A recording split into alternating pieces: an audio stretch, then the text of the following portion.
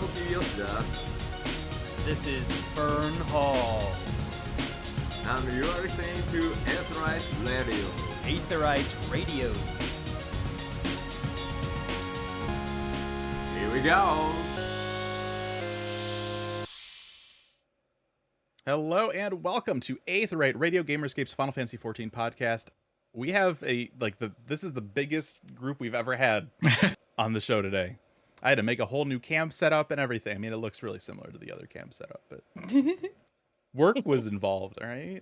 I have to do things, okay? Right? We've got Zen, we've got Aldino, we've got Rook, and joining us today, we've got Krytan Herald and Kroof. Welcome to the show. Thank you so much for joining us. Hi. Hello. Thank you for having us. I feel like Fusion's rushing this intro every time, so I can no longer go, hey. I mean, if do all the haze you want. Go for it. I'll just give you I'm done. I did it. I'll give you like a whole minute. You can just see how many you can get in. We'll call Guinness. That's enough. That's Anidra. You're good. You're all laid out now. Okay. It's good. I don't want to take up too much time. I like that this We got poor people to podcast talk has about. an official jingle. Yeah, it does. It does. I'm glad it's recorded because I would never remember that. Yeah. We got some news this week. Yeah. FanFest emails are out for the ticket drawing. So if you didn't get them, sorry. Yeah. It's Yep. I'm just Yeah. gonna. Yeah, I'll see you guys. I will So y'all remember didn't that get you email? once went to FanFest. I got an Well, email. did you sign up? You get one? Yeah, I got an email. Oh, nice. I'm just Nice. kidding. Wow. Oh, wow. Last I was time we gonna invite say- Kroof. Yeah, so many people. Well, I say so many people. The ratio of actual tickets available to people who play the game in America alone is astronomical. Yeah, it's just So- dumb. So if you know like one person that got an email, that's about right ratio wise. I know 3, and 2 of them have never been. So I'm like, you know what? That's cool. okay. Mhm. Yeah, I've been a couple times. If I don't get to go this time, that's okay. It is wild with how many people like on social I follow, right? Obviously a lot of them are like content creators. They're not getting any special treatment this time around. The only people I know that are going are me and Rook. And I didn't even think I was going because I didn't get the email. Yeah. And then Bebop found it buried in their email. So we're covered. But like, yeah, out of the people that I knew, I know two, and then like a couple more have trickled in. And it's, oh my gosh, it's so weird. I get it. The game is huge and there's only so much they can do for something like a fan convention like this. So to have this raffle drawing, I think a lot of us, it's kind of a Japan versus Western world sort of thing. Like It's big housing lottery vibes. yes, but like Japanese conventions and the Japan Fan Fest, as far as I know, have done this kind of raffle system for a while. Yeah. But it's very different, like in the US and other, I think, Western countries, not all, but in a lot of them, where it just sucks. Like it just kind of sucks. Yeah. It sucks that you have to sit there and then hope you get to go to this event that you want to go to. And then so few people got picked. It's staggering. Or at least, you know, in terms of like what we can see, right? There's a bunch of people that probably like don't know what a Twitter is that got picked, right? I mean, I'm currently cosplaying my email inbox. So yeah, I feel it. Like it's just just empty. Just gone. You know what? I'm still gonna go. There's gonna be plenty of people that I know in Vegas there, and it's freaking Vegas. I'm gonna do Vegas things. It's still My gonna be birthday fun. It's I'm- 4 I'm- days afterward. I am I'm gonna going to honest be in with you Vegas. guys. While FanFest is great, the most fun that I had last time was just hanging out with my friends, not at the convention. I'm still gonna go. Yeah, Well, just go. and there's still the orchestra concert as well. We Yeah. no idea what's happening with those tickets yet. They haven't said anything. So there's always that too. Like if you didn't get picked for the convention, but you still want to go to Vegas, hang out with some friends, there's always the orchestra concert. I'm gonna go see RuPaul and Cirque du Soleil. There you Oh go. my gosh. You know, I was kind of interested in this convention and I've never been to Vegas, but my mom lives in Vegas. So, and I've yet to actually go visit her. So, you know, I might see You can see about those general Do it. sales. 2 birds, 1 stone. And then we can meet. Oh my god. No, it'd be amazing. I love you all, but I'm not coming to America to get all that shit sorted out. That's just crazy stuff happening at the moment. That's It's fair. fine. That's Sure. fair. That's fair. I will I say get this that. though. And maybe we need to do a whole episode about this because I actually do think we could really talk about this.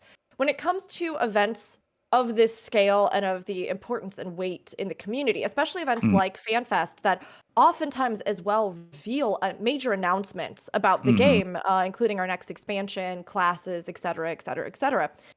This time around for the convention, they did not set aside, as far as anybody can tell, creator badges or media badges. Nope. And this is something that I've seen the community, I think because people are just so bummed. I mean, I really think that's it. People are frustrated. People are bummed. People are sad. They're not going to be able to go with their friends. There or is like a maybe- grieving process happening right now. Yes, like, and people are upset about that, which is absolutely fair. But I've also seen some of that hostility turned on creators who were kind of staggered that they weren't invited to this event or that they weren't provided media badges.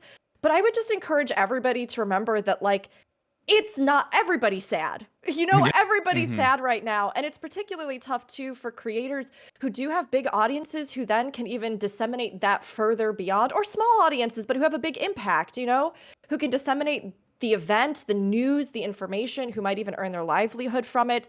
I don't really think it's anybody's fault to be upset about this, let alone for creators who, in just about every other event that exists in the whole world, get media and creator badges set aside, which oftentimes don't even come out of general sales, right? They are their own thing that's specifically about publicizing the event and disseminating the news.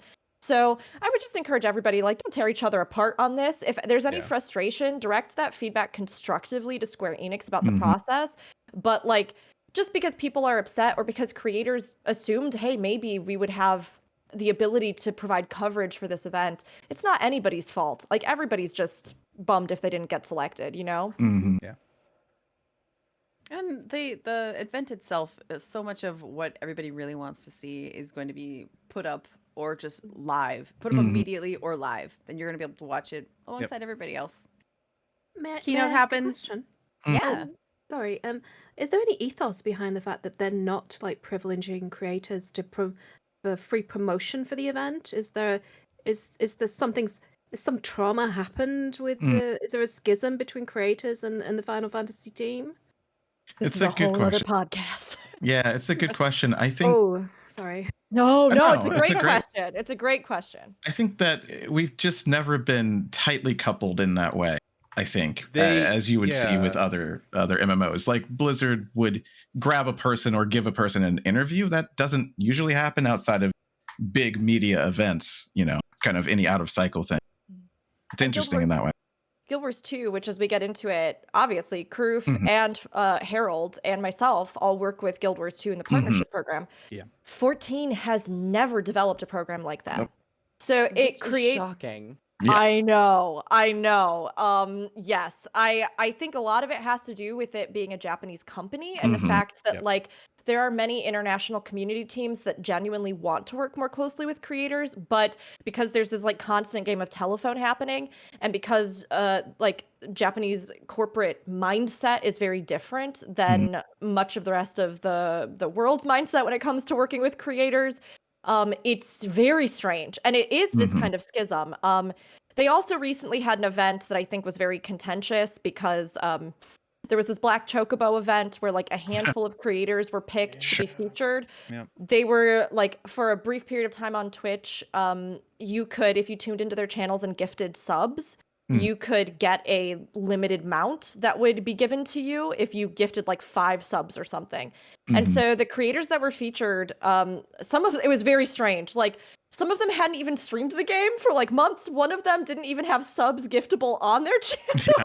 Like there was a huge issue. And given the already kind of like troubled discourse and lack of connection between creators and Square Enix, I think it really especially exploded in the creator community because so many people were deeply hurt that, you know, they might have spent their entire life making content for 14 and not been picked for this. And there was like a huge monetary element with it too, where people were earning over like $30,000 from this event or more. Yeah. Like in a single week, you know? It's one of those weird things, because I was thinking about that earlier, the idea of if they did invite content creators or media or whatever, usually they're on a similar badge, right? Yeah. How do you decide who to pick, right? Because somebody's always going to get left out, but that's no different than literally any other thing that they've done. I mean, media tour, they can't invite everybody. They have to pick and choose. That's just kind of the nature of the beast, right? But to have none of that this year, it reminds me a little bit, right? And I'm not saying Square is necessarily doing this intentionally, but, back in the day, when, fan sites were a thing, I can remember when Square made the move from fan sites to content creators. And they just kind of said, okay, we don't really need you anymore. We're going to focus on this thing now. And it almost feels like that again, except there's nothing that they're moving to. It's just like, we're big enough now, we don't need the content creators, which probably not something they intended, but it looks a little tiny bit like that. Yeah, on the flip side of things, I kind of wonder if they're getting into a space they just don't understand. So they don't know who to reach out to, and we've seen plenty of times. Even they reached out to Rook, and you were on the community show. You are Yes. okay. But that took a really long time, to be honest. And I think the fact that I had started working with Gamer Escape was largely what drew me even to their attention. Just to be completely frank, just to be honest with everybody, to kind of give you a peek behind the curtains. Well, you see, After trying to make a lot of my own attempts to contact them, to absolutely no avail. But recently they have been, I think, even outside of that, trying to expand more. I've seen them reaching out to people. The NA community team seems like they got some stuff to budge, so that they were able to feature creators on things like Duty Commence, which was phenomenal. It was so much fun, and I was so happy to be invited. It's great to see that. I mean, there's so many things behind the curtain that we don't even know exists. Yeah. Right. I mean, a lot of that is from SE being a Japanese company. A lot of that is just, they need to be careful who they feature on stuff. There's a lot of moving parts, and we can't even see half of it. So I constantly see creators that I know and do not know on Twitter who are like, Square Enix sent me a package of crap to hand out, you guys. But that's Square Enix and not 14. Yeah. And they have different community teams, which is really interesting. That is also me just saying Square Enix as a blanket. I Yes, don't yes. recall which one it was. Yeah, I mean, Yeah. we did gosh, when was this? We did a big Extra Life push one year. And I reached out and I was like, hey, 14 people, Square Enix PR people who I talked to for 14. I got like 2 different responses from 2 different departments of here's what we have. I mean, that's just, there's a lot of things that need to talk to other things. Yeah. We always bring up too that they have kind of a small team. Back in the day, to copy Fusion a little bit here, when they were especially working with just fan sites, it was much easier to be like, there's 5 of you supporting us. All right. There were 2 people on the community stuff. team back in the day. Yeah. That was it. Yeah. So I feel like because the game has grown so much and there's so many just awesome creators, they don't know what to do with all that. They've lagged behind. They've lagged behind the growth. And it looks like they're trying to catch up, but they are definitely not there. And I think that was an amazing question to ask, because we can talk about the flip side in Guild Wars as we go through this. Yes. Definitely. I mean, it's interesting. I think a lot of this could be alleviated in general if they just had more direct and clear-cut lines of communication, be that a form for some kind of partnership thing, an application for media or content creation badges, that's its own separate process. Because then at least you're being able to put yourself forward.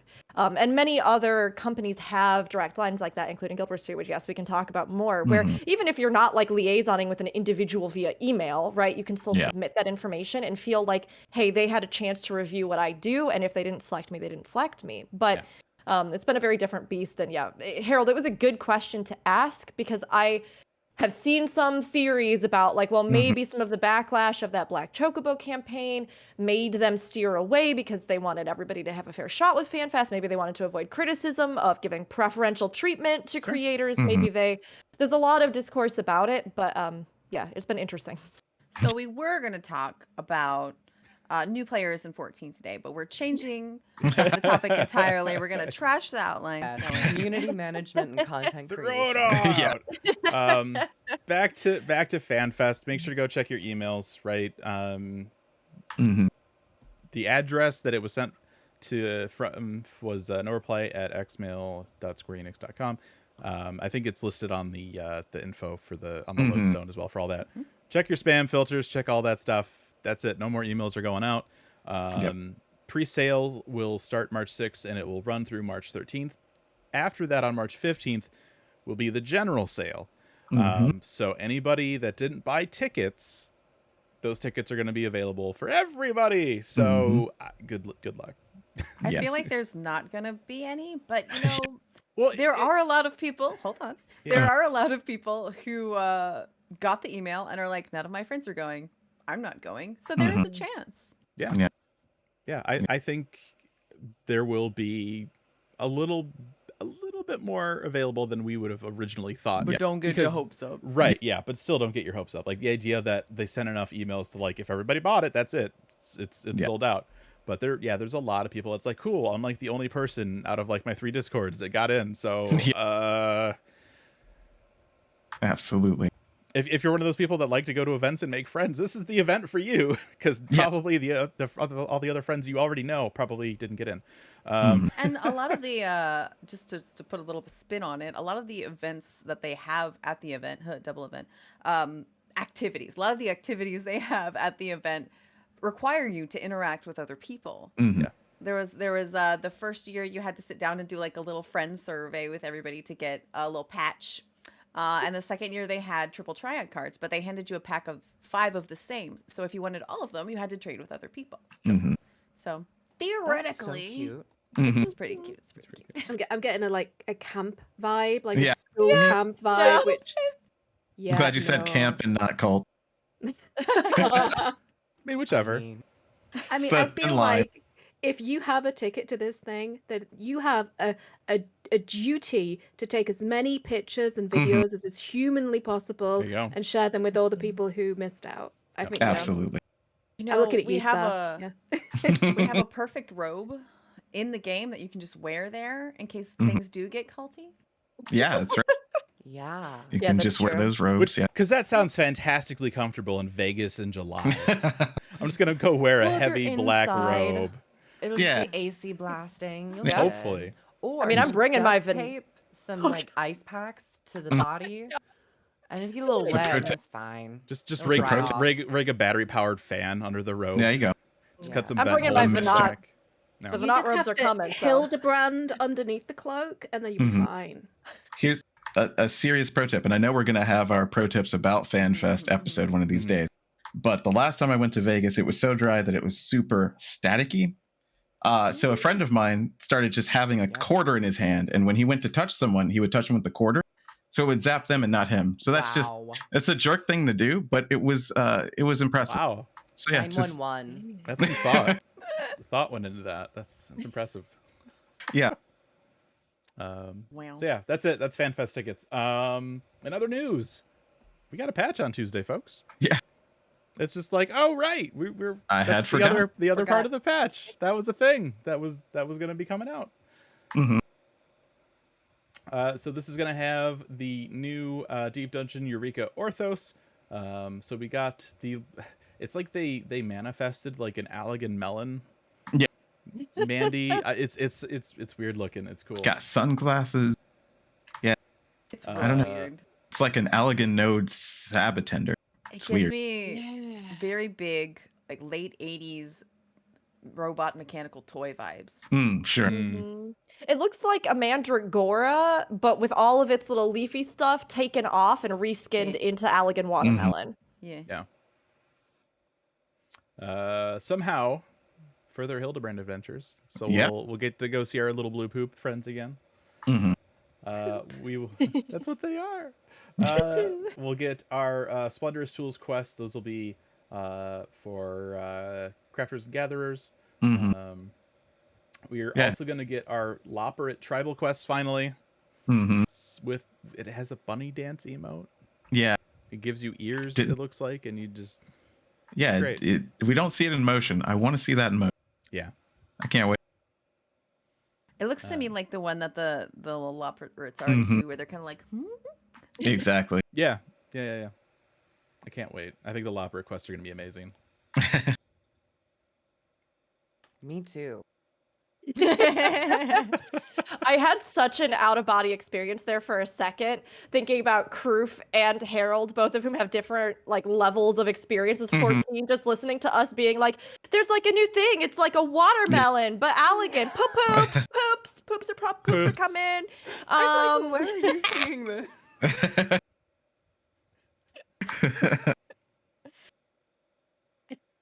It's an instance, right? It's a 4-man. It looks like a 4-man.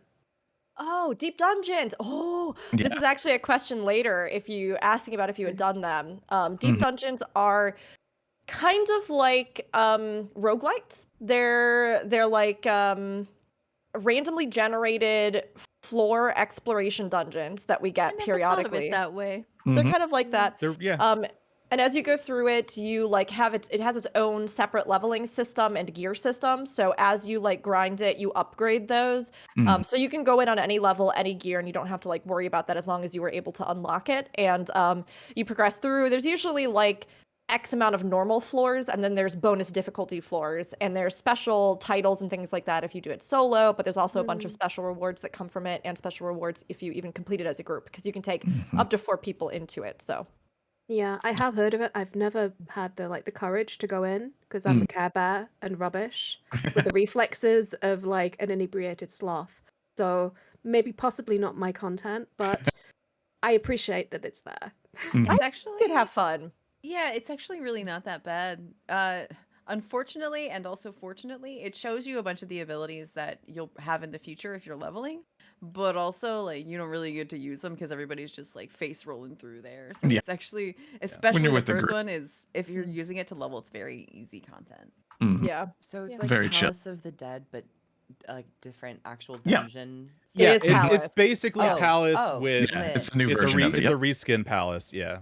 It's just a type of content called Deep Dungeon. Yep. So Palace of the Dead is one of them. Deep Then we have Dungeon. Heaven on High, and then we have a new one coming out. Yeah.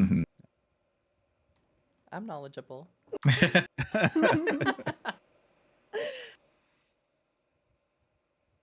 All right. Well, that'll take us into our topic today, which is going to be new player experience and content creation. Again, Herald, Kroof, thank you so much for joining us. So let's hear a little bit about the two of you. What do you make? What kind of content do you do? When did you start playing 14? We'll start with Herald. So when did I start playing? So I bought the game when it first came out, and it was not good. Not good. Correct. Yeah, true. Yes. Beautiful, interesting character creation, weird card system that was just bonkers, but not good. So I came back to it a number of years later. I've actually I've played. I like playing healers. I actually started the game like 2 or 3 times. I bounced off it because it's got such a kind of off kilter for a traditional MMO player. I'm an MMO-aholic. And so I've played WoW since vanilla. I've played ESO. I've played SWTOR, like role playing in SWTOR. I've Aeon, sorry, and all. So I like MMOs.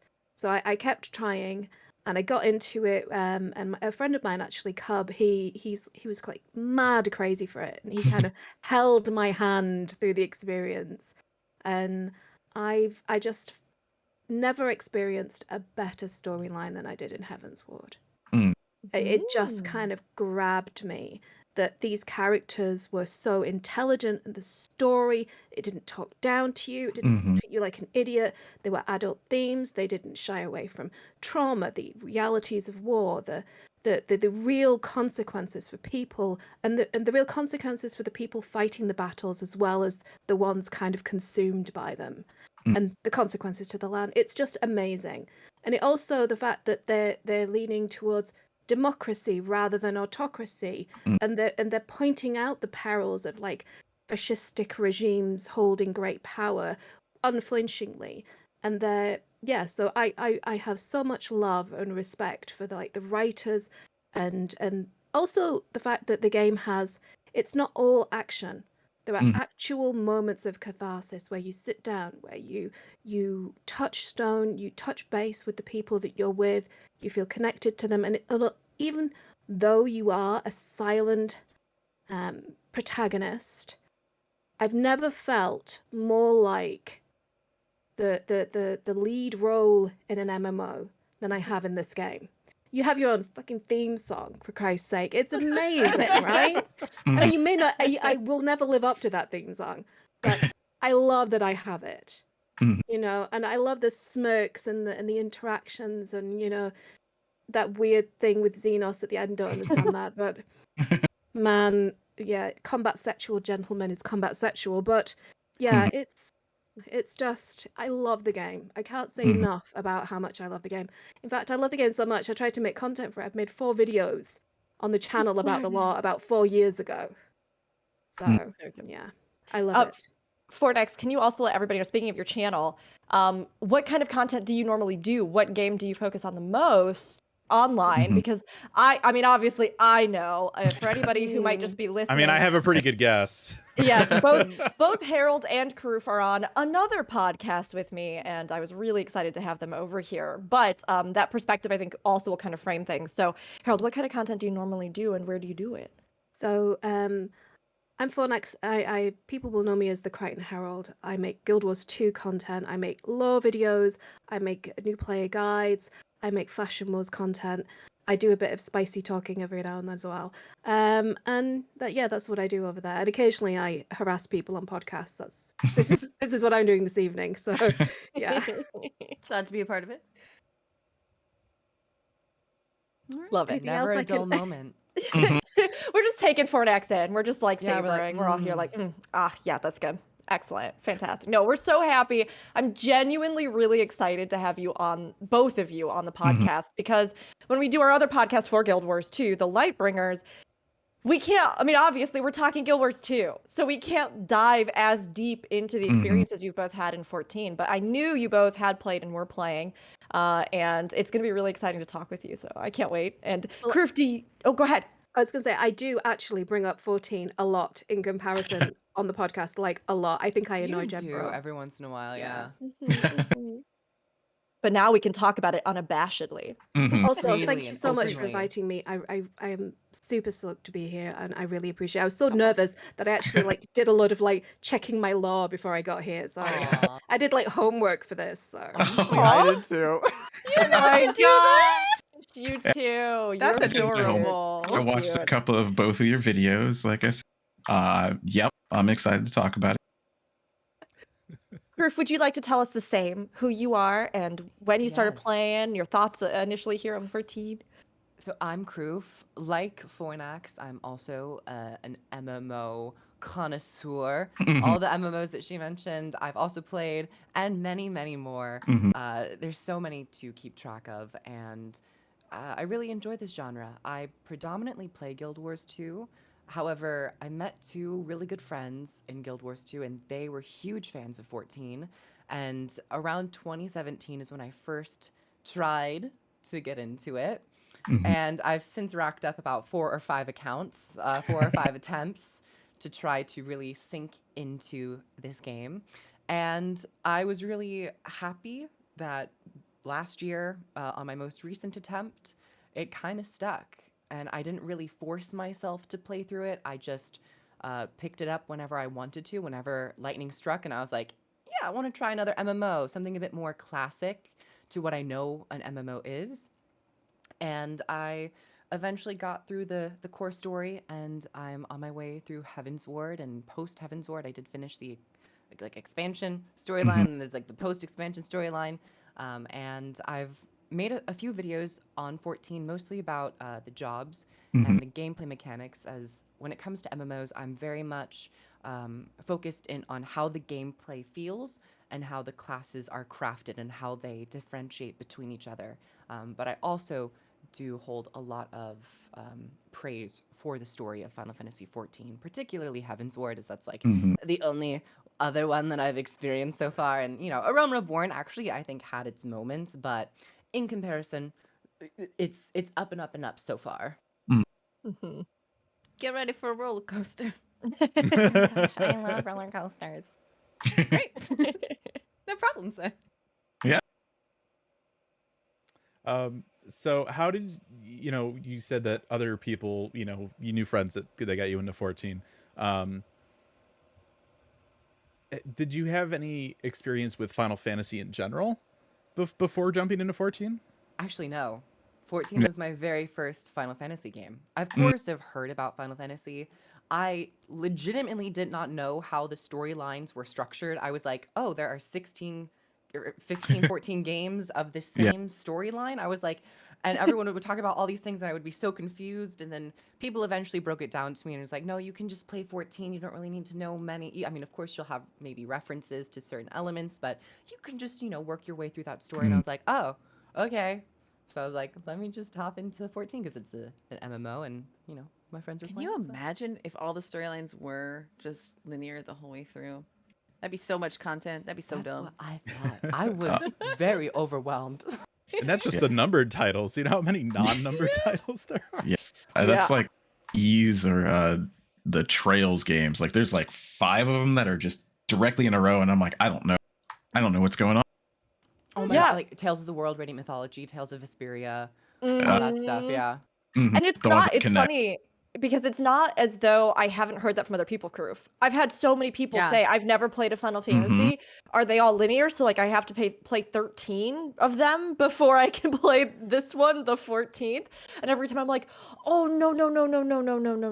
No, it's fine. Don't worry about it. It's kind of like Doctor Who, where each season, you get like a different thing, but like there might be throwbacks or callbacks, but you don't have to worry about it. Yeah. They're all different stories. I mean, Doctor Who, I think, is even has more ties than Final Fantasy does, where each game, unless it is like a numbered sequel, is we're totally like Black Mirror. We're like an anthology series. And even then, Squirrel throwing references to like the random like shooter Einhander for the PlayStation 1 that they published like years ago. It's like, oh, all right. It's the Square Enix cinematic universe, technically.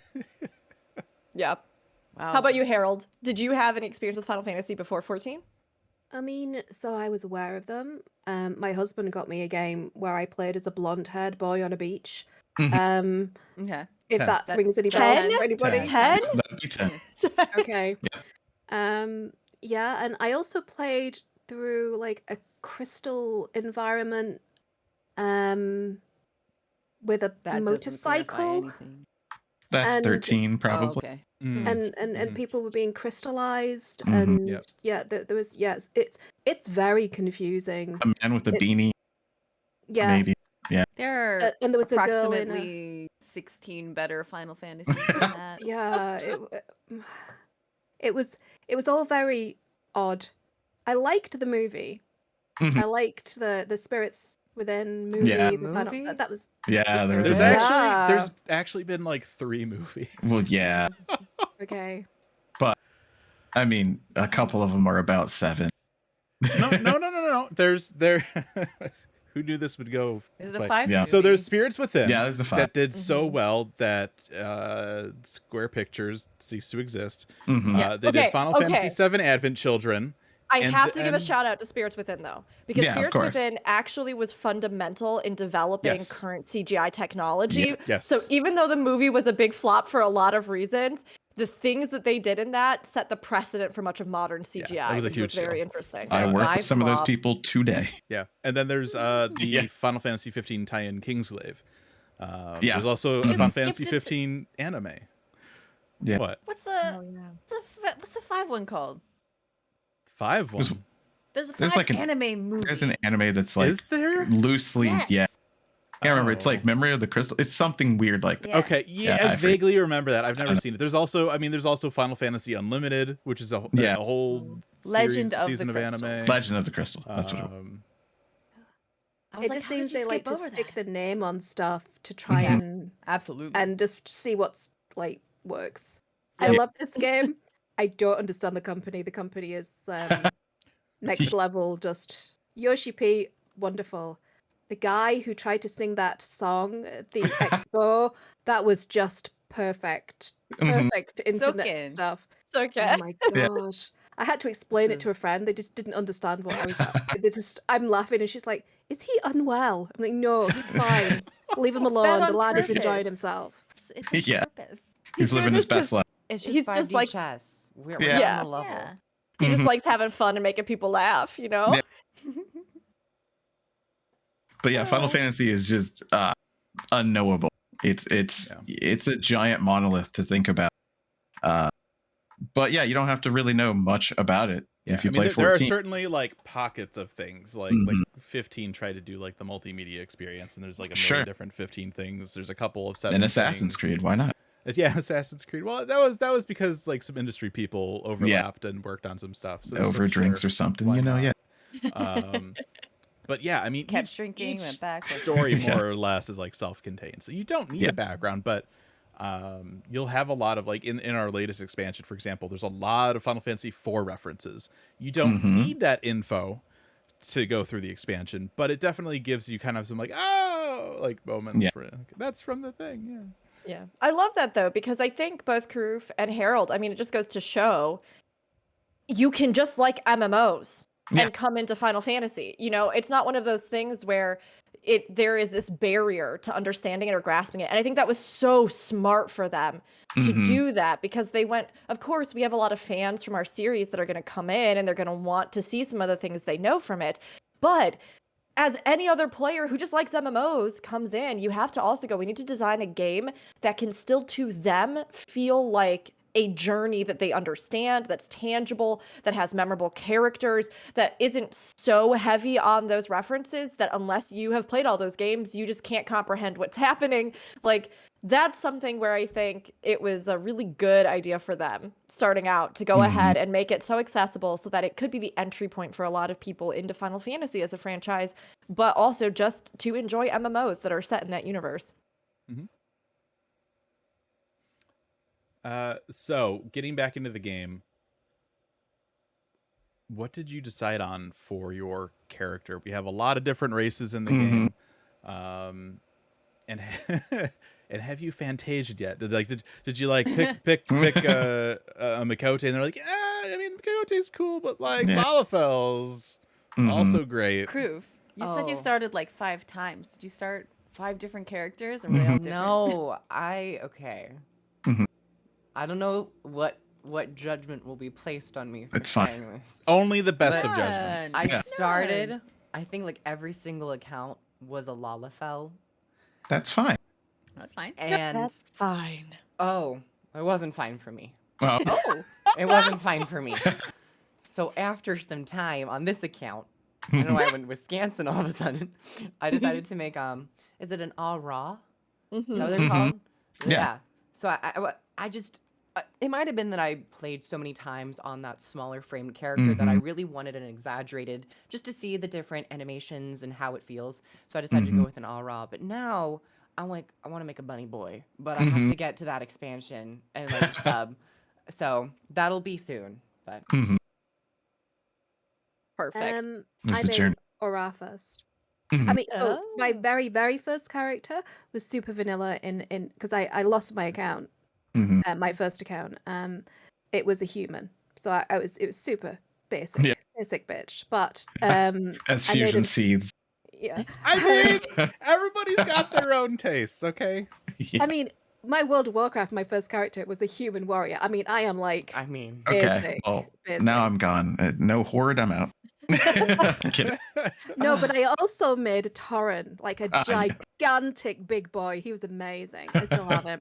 Anyway, and yes, I made an Aura, and I played it all the way through until the bunny girls came out, and I'm like, I want to be 7 feet tall, and I want to be a bunny. I just and it just reached into my soul because I'm like 5'2" in real life. I am done being short. I'm gonna be this big bunny girl, and I'm gonna step on people. And that's been my life. I goal mean, the game is Final Fantasy. Live your fantasy. Yeah. If you want to be a bunny girl, be a bunny girl. If you want to look like your Hume from Final Fantasy XI, who was modeled after Tom Cruise during my Last Samurai phase, do it. Oh, just do that. Yeah. Live your truth. Look, we all know that I love me a 7-foot-tall bunny woman that can crush me. So I'm just saying, I mean, what? This is the first time great hearing choice. of it. I've not, I'll this is send all you some new. screenshots. It'll be fine. It'll be fine. Please, thank you. Great. Oh goodness. Sorry, what was the question? Convention's That gonna was be the fun. question. Oh, but we didn't get from both of you though your class. What Oh, yeah. class? Do you want to go first, Fornax? Are you White ashamed? mage, Don't be because I'm an ashamed. idiot. White mage, because I am, White mage. I am an idiot. Yes. Yep. That does not make you an idiot. Why? Yes, Why does it make you an idiot? Yes, Why? it does. Why? No. Because the no. gameplay experience in the first 15 levels Oh, sure. was real. It wasn't. I cried. It wasn't great. It was definitely slow. I think playing a caster in 14 now that I've spent more time with it and leveled up other jobs, starting off as a caster, particularly a healer, is definitely slow. And you know, back in the day, I don't know if leveling has been adjusted, but it felt like it took a long time. But once I hit the dungeons, then I was like, I found my home. Yeah. Yeah, I feel exactly the same. I mean, it wasn't as if I killed enemies, as if I just stood there and waited for them to just lose the will to live. And that seemed to work for me for most of it. I mean, I wasn't in any hurry to get to anywhere, so... What's that WoW quote? Break yourself upon my body. Yeah, exactly. Yeah. Yeah. Oh And my another god. sad element of playing a healer, even in the open world, when you get into those fates, you're amongst other people, but if you're trying to heal like an area of effect situation, you have to be in a party to heal them, but you can single target heal. But coming from Guild Wars 2, it is very jarring not being able to just AoE heal people, because that's the predominant method of healing in Guild Wars 2 right now. Yeah, you don't have to be like in a party for that heal to reach them or anything. Like you literally just move next to them and it's like heals, and it For just everybody. works for everybody in that area. Yeah. I mean, I agree. It's funny. I also started out as a white mage, so I guess if we're idiots together. But but I still play white mage even now. It's funny though because with both of you coming from Guild Wars 2 and are playing Guild Wars 2 so strongly, it is, I think, one of the most antithesis to Guild Wars 2 playstyles that's like in the game, right? There are a few classes that are oftentimes referred to as being the most basic of classes in that they oftentimes have the least complex or intricate rotations. They're very straightforward, which makes them great learning classes, especially for players who are like entirely new to MMOs. And White Mage falls in that category all the time. It is not like you have a whole bunch of stuff that you're doing. It never gets to the point where you're interweaving all kinds of stuff and doing all sorts of things and flipping the card and doing all the things, right? It just never ends up being that specifically. But it is very much like a strong anchor class that has strong potency and has a role to play and gets a little bit more interest as it goes on. But versus other classes like Ninja or a lot of our melee DPS for a long time, I think were much more active. Astrologian as well with a healer. Sage now too. I loved Astro and Stormblood personally. I think that was the most fun I ever had with it. But it's simplified now in a lot of ways. But there have been various classes that I think bring more of that kind of quick, dynamic gameplay into 14. But it's not White Mage. Yeah, they've rounded a few edges over time, and now we've got some butter knives, is basically how I would say. Just a couple of... Guess what class I started on? Hold on. I know this one. Yeah. Was it not like Warrior.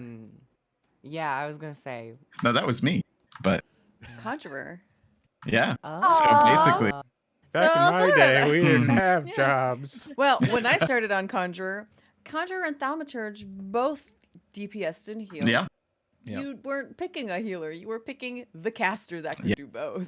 I guess if we go to original, I was a Lancer. Yeah. Yeah. 1.0 launch. Back Yeah, in my you know- day, you could wait to attack and it would supposedly make your strength and accuracy better. You know, But as soon as Get they were out like, of here, "Hey, Grandpa. This is the healer," I was like, "Oh, Archer's looking real good." No, I still love White Mage. Although I wonder how much of that for me was one that I don't mind the caster playstyle, and two, that I had a lot of fondness for it from other Final Fantasies because White Mage is a very classic healer, like iconic healer from from not 14, but from Final Fantasy as a whole franchise. So Mhm. I don't know. Kroof, you ended up not liking it, but Harold, are you still enjoying playing White Mage? Oh, I'm so sorry. Did I speak for you? I got the impression. You said we were idiots. Well, I guess technically Harold said we were idiots. For Sure, starting. Okay, you like it though. But Mhm. I will say, it was a really fun class to return to coming from Guild Wars 2 because I was like, oh, it's like I was playing WoW again for the very first time, leveling a priest. Yeah. But I will say, as soon as I got to Heaven's Ward, I immediately swapped to Astrologian.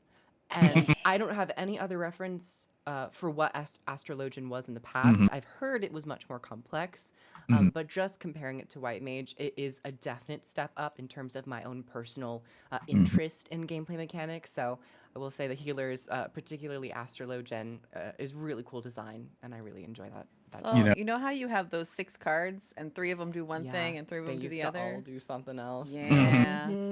Yep. Yeah, it was so cool. Juggling. And you could burn them and they would give you a different effect. So like you could turn one into an AoE card and then the next card would be an AoE card. It was really cool. And also very fast paced, but in a way that was completely manageable. And I didn't know where they changed that. Back in my day, Rounding the Heavens Word edges. jobs were called advanced jobs. Yeah, they were. Get out of here, Grandpa! You know, I saw Kroof your video about Summoner and Scholar because that's Oh. Do You play Summoner? That's never come up. It's my favorite, most hated job is Summoner. Yeah. You don't like the eggies? Yeah, I've had a long history of Summoner, and you know, it was interesting seeing your take on new Summoner as a new player as well. You know, it made me remember that yes, Summoner Scholar being together is great for new people. Summoner is kind of fun new. I saw that you were enjoying Scholar as well, the kind of shield healer idea. Yeah. I mean, I just was like, oh, that's an interesting take on it because I'm kind of deep in the kind of meta world, and I don't like how it's changed over time. So, yeah, it was fresh eyes. What do you call eating the crayons? Is that what you call it? Oh, yeah, that's what yeah, exactly. It's like some people call it Legos, in which you just go through one color, then the next, and the next. Yeah. But I say it's like eating the crayons, yeah. Because you got the red one and the green one and the Oh. orange one. Yeah. I was like, Yeah, what? no, you what just is press this the buttons and it's referencing? crayons, yeah. Because you just Do you not just eat spin through them. crayons? Yeah, I was like, it's an is this- initiation rite, yeah. is this a similar idiom to like being jaded? Or I was like, Yeah, I'm drinking the To be fair, Kool-Aid. yeah. Like- it kind of sounds like it. Yeah, drinking the Kool-Aid, maybe. Yeah. But I did do a little research on Summoner, just quickly talking about it from like how it was before. And from what it was before, I think I would have preferred it as the previous iterations. But I think there is a good convenience to the class. But the fact that when you're not, powering up your eggies, your carbuncle kind of just sits there. Yeah. There are certain elements to that where I'm like, well, this is pointless. This is useless. It's a button that you literally don't need, but it's still here. I think you called Carby like anxious, looking anxiously locked in his mind. Yeah, he's Just sitting there, shaking. I have no mouth, but yet I must scream. Just vibrating there. Yeah, exactly. I forgot that Carbuncle doesn't attack anymore, and I was leveling up Arcanist the other day. Why do I keep leveling new characters? I don't know.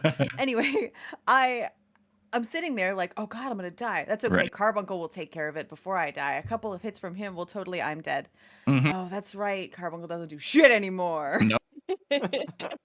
Yeah, it's weird. And it's funny hearing from a new player perspective, right? Like you were saying, Aldino, I mean, one, just how you receive those classes in general and getting more bang for your buck with the DPS and the heal branches that come off of it. But for those of us who have played, we know like, oh yeah, they took away they took away the Carbuncle's ability to do that because of X, Y, or Z, or it used to be able to theoretically issue more commands and all this kind of stuff and like micromanage them more. But for a new player coming in, all you're seeing is like, it just sits there and quivers? Yeah. Why? Like, why did I even bother to summon this? It seems useless in battle. What? And I did have a similar experience to Zanija because I did try Arcanist back when the Carbuncle would attack, and then when I started up again, I was like, "Am I missing? Do I have to do a class quest to make this thing move?" Yeah. how do I teach it to do things? I was looking at my bars. I was like, where's the button that makes it attack? What's happening? I must have accidentally told it to heal or something. Oh my gosh. Harold, have you had much of a chance to experiment with other classes, or have you stuck with White Mage all the way through and like that's what you're comfy on and you've just sort of been hanging on that? So I have leveled a few, not to max level. So I liked the archer, the bard, as it were. I liked the story. Story is my thing, and I love the fact that all these different classes have a totally unique story. It reveals something about the world. It reveals something about yourself playing it. My daughter recommends that I need to play the Dark Knight, although she says it will enrage me, and I'm like, okay, but I am again Hair Bear, so I want to play all of them, but I don't want to tank. I just don't want to tank. Just go to Trust Dungeons, yeah. Trust Dungeons, there's Deep Dungeon, like everybody's just running around hitting stuff anyway. There's not really that kind of tank pressure. Just so hit me up. That too. I never judge anybody. We just go. Yeah, seriously. Hit us all up. It's like a torrent of any. So I have tanked a few times with my buddies in chat, and it's just me swearing for about 15 minutes going through the instance. It's just like that's the level that we're at.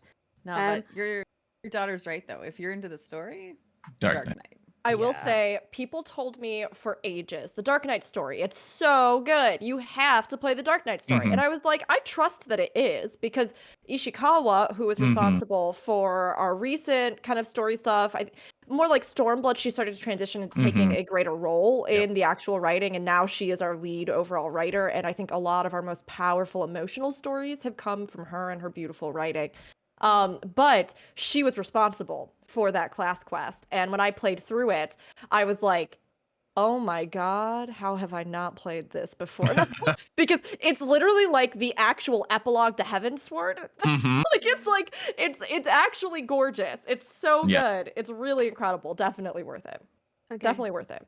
I will say that, so I played World of Warcraft and vanilla. I raided in World of Warcraft, and I raided seriously. I did like heroics, and I was like the class leader for the healing, and I like healing because I don't like rotations because I have the memory of a goldfish. I have ADHD, so the blue car goes past. I don't know where I am. I don't know what the boss is called, and I don't know what my buttons are. What am I doing here? Can I smell toast? So it's that level of forgetfulness, right? So and Archer's a good choice too. Yeah, it's if I can't roll my face across the keyboard and get something done, we're not having it. So I need low intensity builds. And I also like healing, because if I know what the buttons do and I can see that you need healing, I can press a button and you're healed, and that's my level of gameplay. Okay. I like to play the synthesizer thing. That's what I like. So I don't like healing in Guild Wars 2. Because very interesting. I don't like to just spam. I feel like I'm just spam. I don't like it. And I've got a druid. I heal in the game, and I've healed in strikes. I like to be able, this person is damaged. I have a spell. They are not damaged now. That's what I like. That's my level. So yeah, and my daughter has persuaded me to play the easiest. I'm like, you can't see me, but I'm doing it in like the inverted commas easiest class, which is the Red Mage. Do that, and then you can do dungeons without having to heal. Oh, interesting. I see. Yeah, because Red Mage has a bit of that support utility. You do damage, obviously, but you can also self-heal, and you can res party members. You are a res bitch who heals, and I'm like, I can do that. That sounds like me. Yes. Yeah, I could see it in kind of that dungeon play, and I think traditionally people would point to Summoner as the easiest caster, but that's only in like content that you really have to dodge, right? Like, because Summoner can move, but Red Mage otherwise, you're just kind of vibing. No, right. I need safety Dorito at all times. I need safety Dorito. Okay, no joke. I mean, honestly, I love this because the thing is that just like in Guild Wars 2, you talked about low intensity builds. So for people who don't know, because this is not lingo that we use in what's a low intensity build? Yeah. A low intensity Yeah. build in Guild Wars 2 is in Guild Wars 2 you build your class basically. You have a bunch of skills, you have different weapons you can pick, and then the gear that you pick has different substats that might support that play style, be it healing, condi damage, which is like dots damage over time, or power damage, which is like straight damage, or whatever else you're trying to do.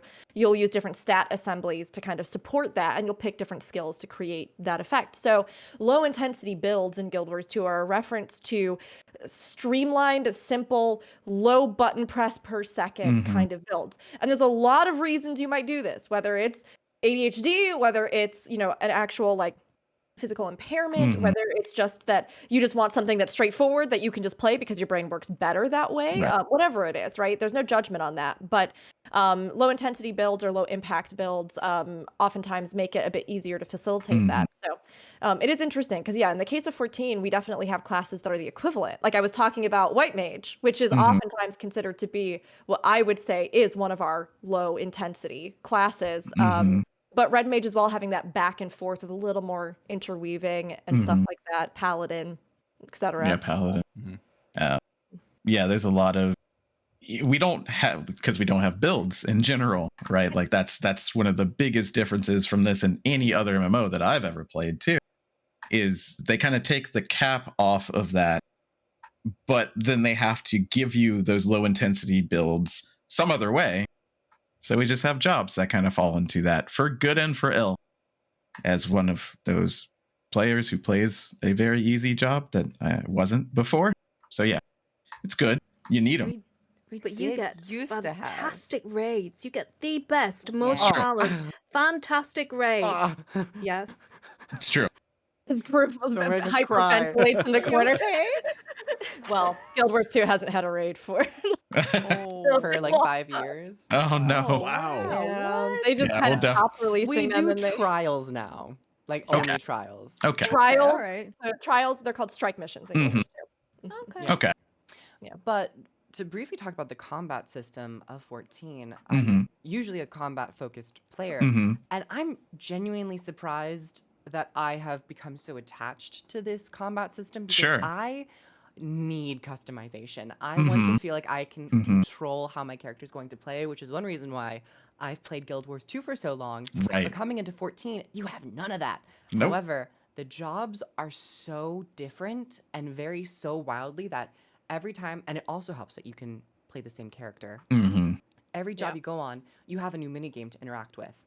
And those minigames and those resource systems are oftentimes very well elaborated upon and fleshed out. Some are easier than others, but in a weird way, having that tight control over the class system allows them to just be like, okay, this one's going to be the more difficult class, so we'll make it as complex as possible, given that it feels good. And then we'll make some lower intensity classes that are a little bit more accessible, but are still impactful.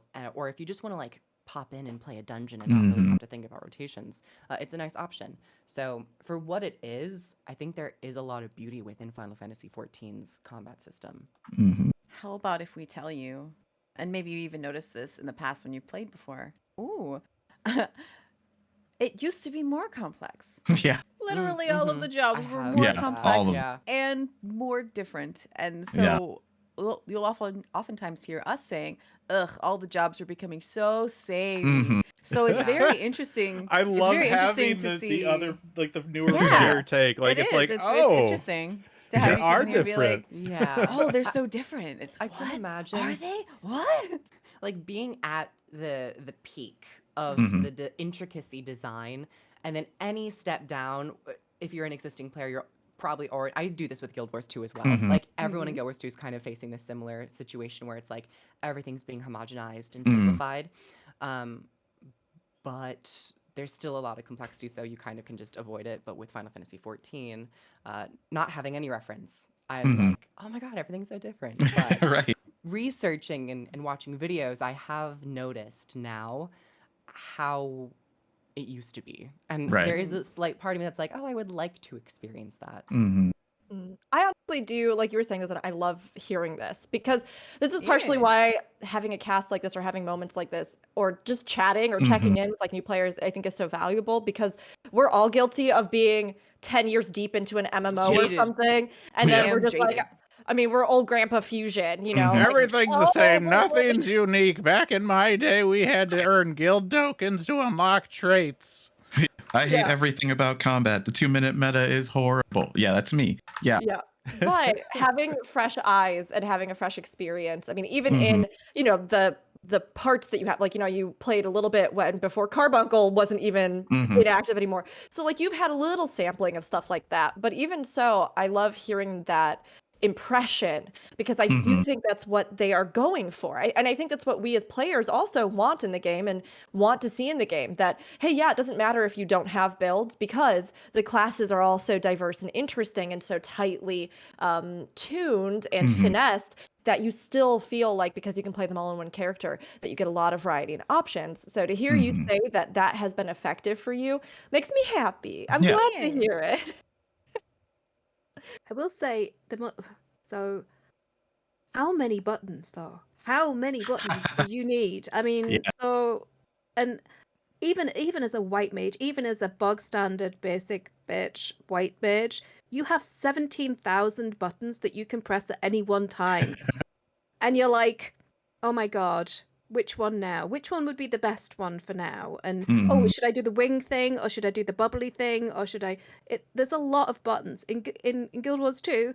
You get 4 on one side, or 5 on one side, and 4 on the other with like an elite skill, and you got a healing, and that's it. You kind of you're very it's very limited. But I don't know. I like motorsports, so Guild Wars 2 kind of strikes me as F1. Whereby you can have your build, so you can tweak the engine, and you have your player skill.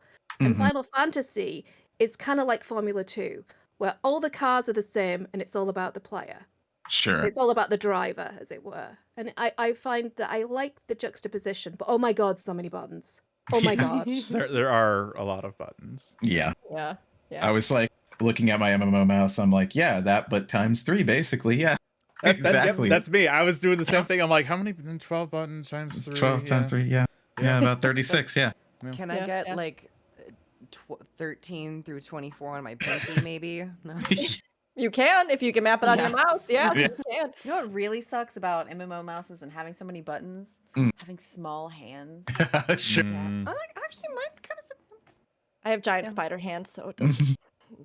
Listen, we've talked about this. You have elegant lady fingies. Thanks, Dad. I got. And so, do we all have 12 button MMO mouse? I think the majority. I do. Yeah, I've got a G600, so yeah, basically. Hey, G600 club. Woo. I have to use. Oh, you think you're better than me? Wow. I have to use an ergonomic mouse because of my arm pain. So mine only has 2 buttons. It's really funny. When 2.0 came out, they had their kind of like launch event at PAX. What was PAX West? Or no, PAX Prime. This was the PAX Prime days before it was PAX West. They were sponsored by Logitech, so all of their PC setups had a G600. And I've been thinking about it for a little while. I'm like, oh, it's a lot of buttons. I don't know. And I played with it. I'm like, ooh, I ordered one, so it'd be waiting for me when I got home. And I can't play the game without it. Yeah, like, I can't go back. I don't know how people play this game without an MMO mouse or on a controller. Or a controller. Yeah, controller is really good too. So let me tell you, the way you do it is you have a mouse with at least 2 buttons on the side, maybe 3. And they correspond to Control, Alt, and Shift, and then you just use one through equals. I move with the mouse. Yes. Yeah. I used to have to do that before I had an MMO mouse. I just keybind everything to Shift, Control, Alt, and then sometimes like Shift letter. And it's honestly partially because I can't reach all of the buttons on an MMO mouse. I just can't. That's cute though. That's cute because you got little tiny hands. Tiny baby hands. I actually had not thought about using the couple buttons to like function in place of my shift and control. And now I'm thinking, I'm like, oh, that actually would be really good. That would save my poor left hand a lot of stress. I am dyed in the wool. Go ahead. I don't have hand issues, and I don't know if it's because I'm not doing like this constantly. Yeah. Might be. Like I'm dyed in the wool. Elitist jerks during Burning Crusade, WoW meta crazy person. And when I first started using MMO mice was WildStar, because you had to move and attack at all times. and I cannot go back, but like I have it literally set up 12 abilities, a break for my minimap, 12 abilities, and half is shift and half is, Do we have the same UI set up? I'm starting to think we have the same UI set up. Probably. But in 14, you do have to think about that in contrast to Guild Wars, because there are fewer abilities. Now they change and you have weapon, 2-weapon groups and then underwater, but like it's a lot less to digest at any one time. And it's all about the interaction. Yeah. I'm so spoiled that most of the buttons on my mouse, of my 12 buttons, are dedicated to summoning my mounts. No. Oh. Nice. Yes. No. Yes. Yes. It's fine. Is this the problem? Have I just identified the problem in my gameplay? No, Well, you play however makes you happy. Even if you want to click, it's okay. You might want to think against it, but even if you want to click, Like, it's okay. okay Cover as it long up. as you don't tell anyone. Yes, exactly. Would you like to hear a true story that my Sure. husband did? So I was tanking in World of Warcraft, Uh-huh. and we were going through Zul'Gurub, and I was the off tank, Uh-huh. and he got so annoyed with me keyboard turning that Oh, he no. disabled them on my computer, and I had to learn to mouse turn, and he did it in a fucking raid. So this is Oh yeah. my So God. Not That's rude. why you don't like tanking. We found the source. Never I've mess got- with I've got somebody's PTSD. keybinds. I did that to my partner, and I'm not even lying. Yeah. In WoW, at some point, exactly the same. Fight. Exactly the same. But it was Final Fantasy 11, I believe, where I was like, that's strafe left, that's strafe right. Don't do that to yourself. Yeah, but are you still together? Yes, we are. Yeah, I am too. I don't know why. It's strange. Y'all can overcome any hardships. You know, If it's meant to be, it'll be. If you can get Baby, past if it's meant to the be. significant other changes key binding step, Yeah. you're set for life. Yeah. you're So- okay. Yeah. Yeah, Just, if you can, very you can important weather note. that, that nothing can stop you. Yeah. Yeah.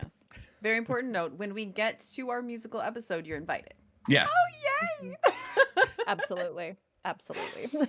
One element that I did want to bring up, which Mm. I find to be really awesome, like just as a player of MMOs, is the controller support for Final Fantasy Yeah. 14. Playing Go through for so long, a lot of people have wanted controller support, and we've worked our ways around it through like Steam integrations and all that. Mm. But the fact that 14 has it built in, I find to be really cool. I have yet to experience it, but Mm. it is something that I wouldn't mind trying out because it's just like a nice way to play an MMO in a relaxed setting. Get to kind of like sit back a bit and just. So I like Yeah, just that. go for it. Yeah. And, people clear the hardest content on controller. Like, you can get sweaty with it, Yeah. Yeah. One of the best Sweaty things, with it. one of the things I love the most is the fact that I have a PlayStation 5 Mm-hmm. and I have a PC, so I can go and sit on the sofa and play it, but I have a keyboard and mouse on the sofa because Yeah. I can't use the thing with the box with the buttons and the things. No, but I love that. I love that. That's amazing. Thank you. Yeah. I mean, All games should be this.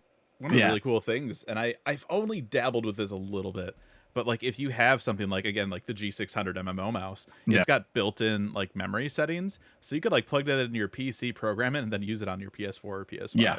and it would work fine with the mouse and keyboard setup. Mm-hmm. It's cool. The flexibility is amazing. Yeah. And it's definitely something that I think a lot of other MMOs are trying to kind of, if they didn't already program it in from the start, Mhm. like 14 did, they're kind of scrambling to catch up with because they're realizing more and more that players want that and they want to be cross-platform. They don't want to have to Mhm. be, oh, if my friends have it on PlayStation and I have it on PC, we're out of luck, just can't play together, Yeah. I guess, So having, that reach to be able to reach gamers no matter what kind of hardware they have is something that I really think is important to the future of MMOs. And 14 had the precedent of, 11 that was kind of behind it. And the fact that they had these ancient archaic bricks even for the internet capabilities and things with 11. And that kind of precedent, but from the get-go, because they were so closely tied to PlayStation and Square Enix and everything that they've done with the platform, I think they were ahead of the curve on that, which was a kind of, actually, funnily enough, there's a lot of things that they're behind the curve on in terms of modern stuff in MMOs, but that was one of the ones where I think they were so far ahead and they really figured out how to make it work. Yeah, I mean, here's a question. How fun was it to set up your account for Final Fantasy XIV for either one of you? Because this is something I hear all the time. You've unlocked a memory in me. Yeah. I suppressed it. It's like me in the Sky Scale collection of Guild Wars 2, where everyone's like, do you have any advice how to deal with this terrible system? I'm like, I forgot about it. I did it and I forgot about it. I repressed it. Yeah. But yeah, now that you mention it, the account stuff is a bit of a pain. It's not very user-friendly. And one reason why I've made so many accounts is because I'd take a break and I'd come back and I'd forget the password. And then I couldn't like recover it, or like I forgot the email, and there was just like, so many steps, and you have to have like an authentication key, and you have to like go through multiple hyperlinks, and you get a tab. It is not user friendly. So this it was is my a bit of a pain, but I got there. Yes. That's all I have to say. Yeah. Yeah. It's just arcane, and it's something that they've never learned. They tried to get better, but it's still weird. Like Mog Station is still the weirdest thing to log into.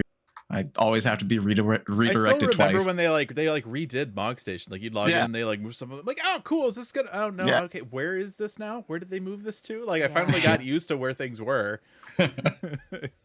Right. The website is not really the modern day current simplified, very easy click. So there's a lot of meat to it and a lot of layers, which as a new player, if you want to get to a product and purchase something or try it out, making it as accessible and easy is probably very important. Yeah. We should be grateful though, because they still use faxes in Japan. So we've got a website.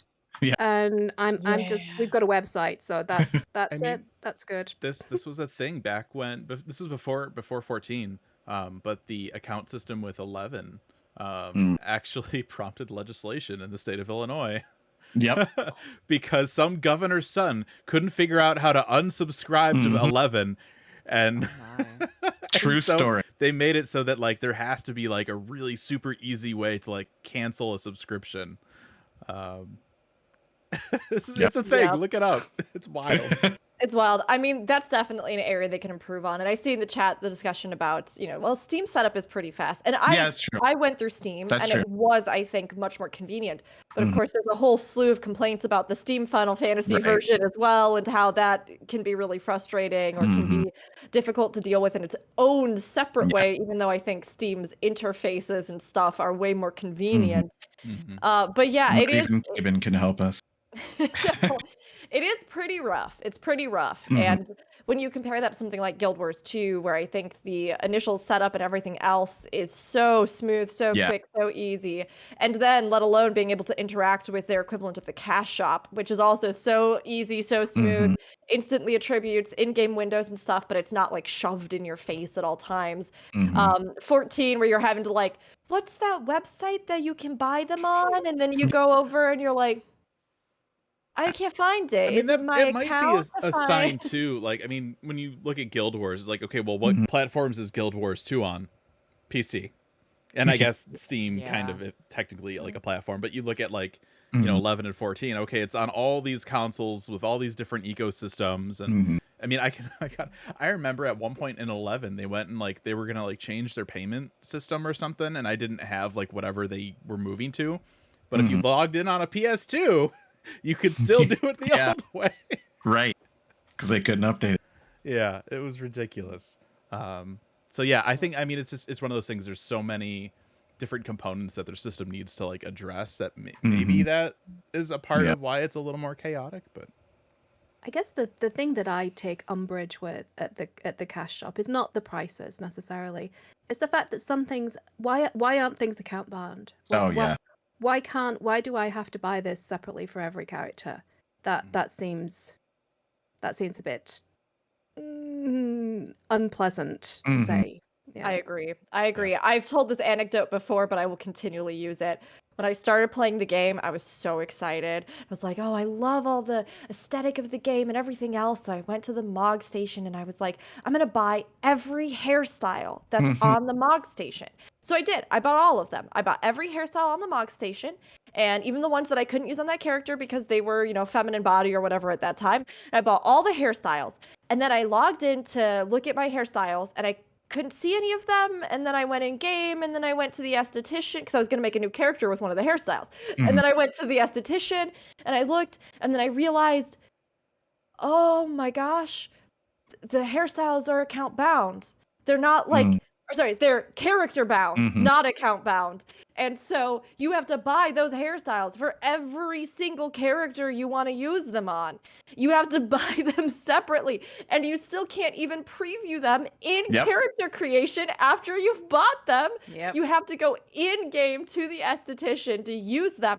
So I had bought all these hairstyles I had no plans of ever using on this character. It was so, I agree with you, Harold. To this day, I wonder if it comes from the fact that they're like, you can do everything you want on this one single character. You don't need any other characters, and they just don't consider the fact that there are some people who like having multiple characters, or RP, for example, and want those things on multiple characters. Yeah, I'm just freaking. I'm glad that when you get multiple retainers on an account, you get them on all of the characters. That would be so insane. It could be some age-old leftover design where they thought, you'd only have one character, so why we don't even need to worry about that. We'll take care of that when it comes up. And then they're like, oh crap, that's way too foundational now. Sorry. I have character slots. Yeah, exactly. Why give us the ability to do it? Yeah, I don't know. I mean, if they really want us to be able to have just one character to rule them all, then when I play through the story again, give me experience so that I can play through as a bard, or I can play through, because that's what I like to do. I like to play story. Oh. Yeah. It would be cool to be able to restart it and get experience. Yeah. I mean, honestly, at this point, like, you can buy your way through a job's levels. Like, just why not have the XP? It's not hurting anybody. It's not disrupting game balance or. Yeah, exactly. Some of us have to use coupons. Yeah, so let's just do it again. Yeah. Fun story. I fucked up because I just wanted the levels. I wanted the levels and I wanted to play through the story. But no. You either level normally or you get it all, and then you can't play through the story. And I was like, oh, shirt balls. Yeah. So I've got a character sat there that's level 60 that I don't want to play because I don't have any connection to her. I just wanted to easy face roll through the story on a level 60 character so I could enjoy it and relax and not get stressed about the leveling situation. Yeah. And that was kind of sad. I didn't realize I'd be warned. You can buy one or the other. So you can buy just the job level, but not have any of the story be skipped. Or you can buy the story. Yeah, but, it's not clear. Then I fucked up twice. You bought I mean, this makes sense though, because how would you feasibly know that why would you ever think that as a new player? You go into the shop and you see like a story skip thing in like every other MMO, it would just skip you and you would get all the levels that you know what I mean? Yeah, it'd be together. They have it broken up in these really weird ways, and then it's like termed strangely, and so you're not totally sure. Like, am I skipping all the story, or am I just hitting 60, or is this for 80, but then there's one for 70? Right. Does the job skip do the quests, but do I want that? You know what I mean? That sort of thing. Well, I mean, the benefit of that too is that we have New Game Plus as well. So if you do that and you're like, oh shit, I wanted to go back and do the story, you could just do it through New Game Plus. This was before New Game Plus, so there is a chance for that character now. Yeah, exactly right. Yeah, they need some big labeling for people who are hard of thinking like me. That's New Game Plus. Hard of thinking. Kroof, to answer your question, New Game Plus is essentially the equivalent of going into your journal and clicking on chapters to replay in Guild Wars 2. So except, free chapter selection. Yes. I think can you pick with New Game Plus where you want to start it? They have it broken down by patch usually. Yeah. So like you would do like if you wanted to like redo Heavensward, you could do. They have 3.0 broken down, I think, into like a couple different segments, and then there's like 3.1, 3.2, 3.3. Interesting. Yeah, I guess it is more of a traditional idea of linear storytelling within an MMO, because you don't really have save slots. But Yeah. or maybe Guild Wars 2 is just an outlier. Barring the personal story, you can go back and play the story at any given point. If you're halfway through it and you are not wanting to finish it, you can just cancel it and go to another one. And some players who are new can totally skip expansions and go straight to the most current expansion without having to pay for anything extra. That's nice. But it does give them, it does open up the potential of them missing out on very vital story elements and not really giving them that full experience. So in one way, I do respect 14 as a game and as a company, like kind of committing and saying, you will have to play through this unless you give us, money. And I do respect that because there's a lot of time and effort that goes into storytelling and crafting these stories, no matter how long they are. But so. And the other way, you have 14 on one end of the spectrum. I think Guild Wars 2 is kind of in the middle. And then on the other end, you have WoW, which is like, pick a story. It doesn't matter. Go through it. You leveled. Cool. Get into the new expansion. Stuff's happening. Who's your war chief? Nobody knows. Go to Ogremar. Who's in there? I don't know. Yeah, that was eventually what kind of led me to bounce off of WoW, to be honest, because when I went into it, I was like, I want to go through the whole thing in order. And there were certain things that, kind of tied through, or certain settings that I was really glad I hadn't missed out on, like Mista Pandaria. I really loved all the stuff in the zones, and we ran the raids at, our current max level and just like blasted through them, but it was still cool to see all of the environments and things. But I got to the point where I was just like, I realized it literally does not matter at all where I am in this story, because some of it has been entirely retconned, and some of it doesn't even exist, and some of it I don't even understand, and nobody's in the old zones, and no one does the old dungeons, and nobody does. So in that regard, I think it has been a big boon to 14. Yeah. Because although it can be a hurdle that sometimes keeps players that struggle with that kind of linear story, or for whatever reason find that much story or that much text or that much stuff really overwhelming, at the same time, I think it does continually bring people into the story, get them to engage with the story. And we see content run, because of many other systems in the game too, content from the beginning to the end of the game still run frequently. We still see people in many areas. We still see the turnover of players coming in and going through all the story. There's still cues for that, whereas you hit those different things and people go through them. So I think that it has been a huge success because of that. I mean, the fact that dungeons are tied to story and like you encounter these like trials as well through the primals. It's just, I would have expected playing through it that it would be a really long queue time and that no one would be playing. That's not the case at all. And I really, really appreciate that there is a thriving PvE scene and that it is always active. They also reward us for doing it. Yeah. It's an excellent way to level, which is actually one of our questions. How do you guys approach leveling? I hit things and then I turn things in and they give me XP. No, my leveling is mostly PvE based, dungeons, instances, raids, trials, all that. I really enjoy the story. Depending on what it is, I will feel more attached to it. But I don't know. I guess I haven't really thought of that question in a while. Like, what type of leveling person am I when it comes to an MMO? I'm not like go as fast as I can. I'm not like I'm never gonna level. It's more so just like I'd say a fairly neutral player when it comes to leveling. How about you, Harold? Story. I like to play through the story.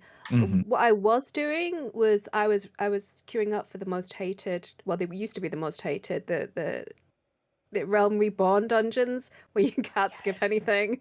I didn't mind. I'm okay with that. Because I don't have to do very much with the hitting things in the face. So yeah, I would just like queue for those and just level that way. But I love the fact that there is an auto queuing system that I don't have to talk to. Sorry, I sound so antisocial. But so I can queue. I don't have to interact with another human being. I don't have to like. There's a gearing system, so it's fine. I've got a little number If it's too low, I hit up my daughter and she'll craft me something. And full disclosure here, I'm totally milking her. And it's great. I love the auto queuing system, and that's the thing that Guild Wars 2 is completely lacking, and why the content, especially the raids and stuff, they don't have a teddy bear mode where you can just go in and basically roll over the boss to get the story content, and then harder modes for for proper guild groups, for company groups, and try hard stuff. Or, yeah. End game raiders, really, I should say. Yeah, I love the fact that I can just queue up, I can do my roulette dungeons, and I can do whatever's on the list that needs to be done and get on with my day whilst I'm running around in the world. I love that. Like, do y'all know how lucky you are to have an LFG? So On your nice. blessings. We're over here struggling. Guild Wars 2 is rough. They have a way to sell me on it, Rook. Sorry. Okay. No. Okay. Look. We're not gonna lie to you. This is not a blanket statement about all of Guild Wars 2. This is a blanket statement about this niche, this one thing. There is no auto party finder. So some people, even, veteran MMO players, actually, I think, want something like this, or at least say they want something like this, where you have to remember the good old days when we had to stand outside and we had to get a group together and shout out, and we had to assemble a party. Like, people like to be nostalgic about it, but it does turn out that it actually sucks, and it's not fun. It's not fun. We're not 16 anymore. Well, I am, but it's whatever. I mean, Just like 40-person raids. Nobody wants to do those logistics. Nobody does. No, well, I'm about to get carbon dated. I don't have the time to wait. Yeah, no one Okay, does. we need to get this done. Yeah. Yes. And so, like, Guild Wars 2 has a slight step up from that for a lot of content, which is that there is, like we have in Guild Wars 2, a private party finder listing, right? So you have that, but it's called LFG, looking for group. So you can you can put a listing up for a party on it. But again, it's not an auto system. So just like in 14, I think a lot of people feel a bit of that anxiety of like, oh, do I want to be party lead? Okay, well, I guess I could put this up. What do I need to put in the description? I'm going to have to sort out. It's even maybe a little bit worse in Guild Wars 2 because we have distinct different kinds of boons or buffs that oftentimes have to be synergy. Yes, they have to be plotted because you only, like, in a group that might have, I don't know, 20 people or whatever, those boons will only cover 5, or like they'll only cover. So like you have to make sure that, like, you're like, okay, do we have enough people that are gonna do boons? Who's okay? How many roles for DPS do we have filled? And this is all stuff that you have to just write into the LFG. You can't like just select like, we need 3 boon people, we need 10 of these, and like just have that automatically populate fill kind of thing. So yeah, you need to make a Craigslist ad. Yeah. I'm having like instead really of a bad trinity, we have a pentagram. It's just demonic. Yeah. It doesn't feel good. This is like Final Fantasy XI PTSD for me. Yeah. Like you would basically just turn on a flag. I want a party. And then you would shout and hope that somebody needed your job. And if you were a summoner or a red mage, chances were pretty high that'd be like, hey, we can't find a healer. Can you also heal? And it's like, I guess it's going to suck, but sure. I tanked a party in 11 on Dark Knight before. Dark Knight in 11 is a DPS. Oh, no. Yep. Yeah. Yep. That sounds scary. That's how desperate people Exciting. get. Both to have people fill out the party and to be in the party. Yeah. To be honest, But at the least... oh, sorry, go on. Oh, Go. I'm just going to quickly say, at least you have these like 3 contained roles. Yeah. We have like 5 or 6 where you have some encounters have tanks, some don't. You have DPS and healers, but then you also have the boons, quickness, and alacrity, and they can change. So you can have like a DPS alacrity, or if you need a DPS quickness, healer alacrity, healer quickness, and it all just depends on the group formation. So you're not just playing the game, you're playing the UI, which is so antithetical to what Guild Wars 2 was like propped up on. But you were saying before that. That's true. No, I was going to say the worst consequence of not having an auto matching system, especially for raids, is elitism has crept in, and people are absolute asshats. And if you don't have so many tokens of I killed this boss 75,000 times, then they'll just boot you out of the group.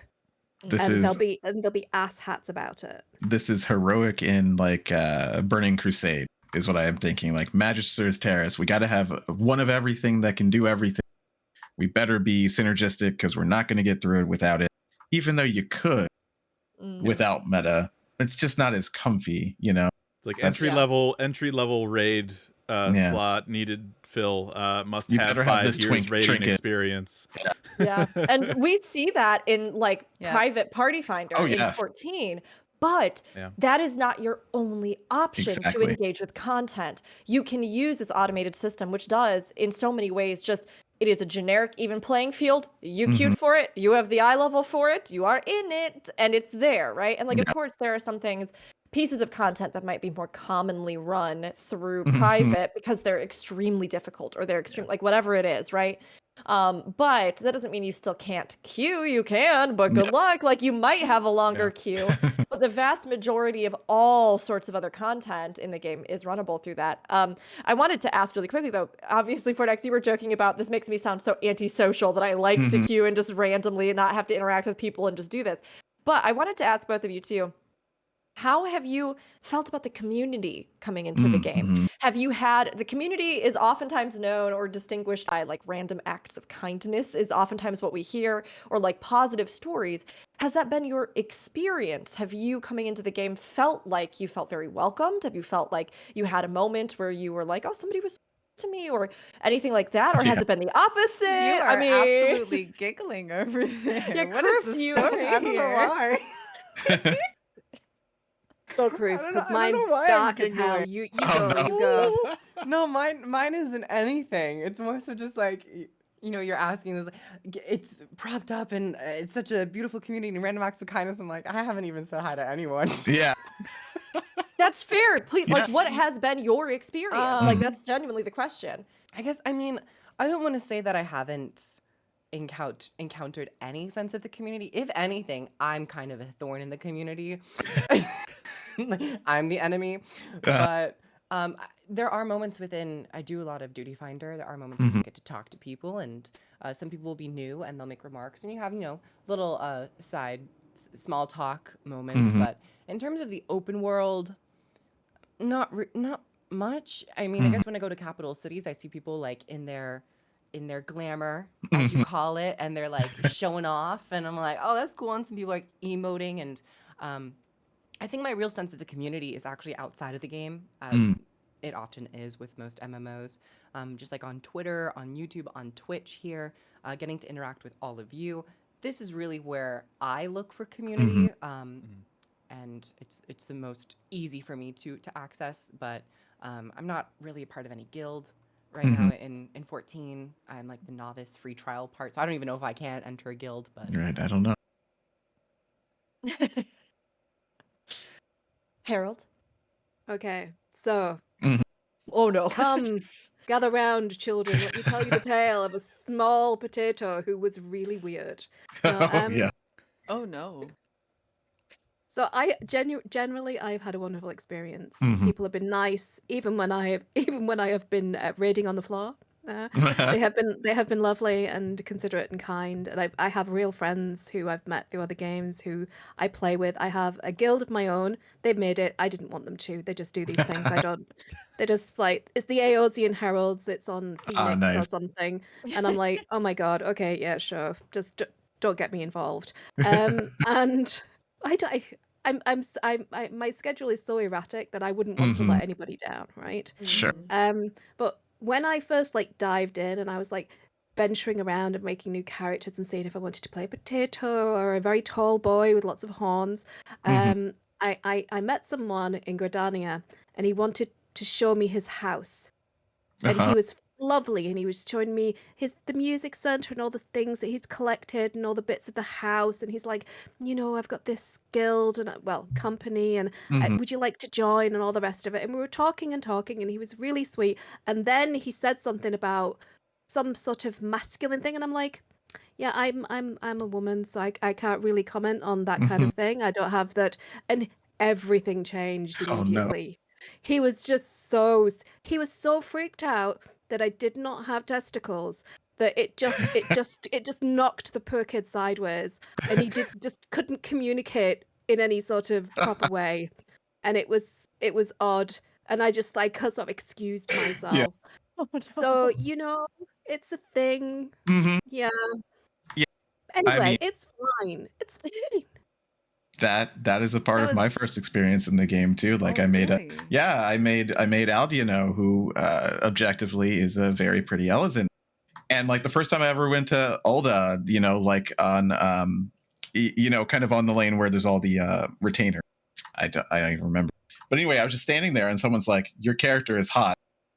Just tell me." And I'm like, "Thank you. Do you want to join an FC?" No, I'm going to join a friend's FC because I was going to join yours, in fact, Zen. And they're just like, "Oh, well, you know, we're just here if you want to talk. Here's our website." And I'm like, "Okay, no problem. Bye." Sure. Okay. Welcome No. to being a woman. It's not fun. Yeah, it's not. Yeah. I was not expecting it. That's for sure. Boobs need to come with a warning label. It's not good. It's not good, They guys. said warning, comfort, and life pain. Yeah. You know, it's Yeah. funny because in 14, I've had these experiences in many other games, Mm-hmm. but in 14, I have not had people act strangely because of my gender, with the exception of high-end rating, weirdly enough. No, sure, yeah. I'll have people infantilize me. I'll have people try to be my content hero where they're like, I'll teach you how to do it. I'll teach you how to do it. I had somebody who insisted, like, I'll teach you Not how the to white play knight. your. They're like, I'll Yep. teach you how to play your class. Don't worry about it. And I was like, bitch, I've been playing my class for 5 years.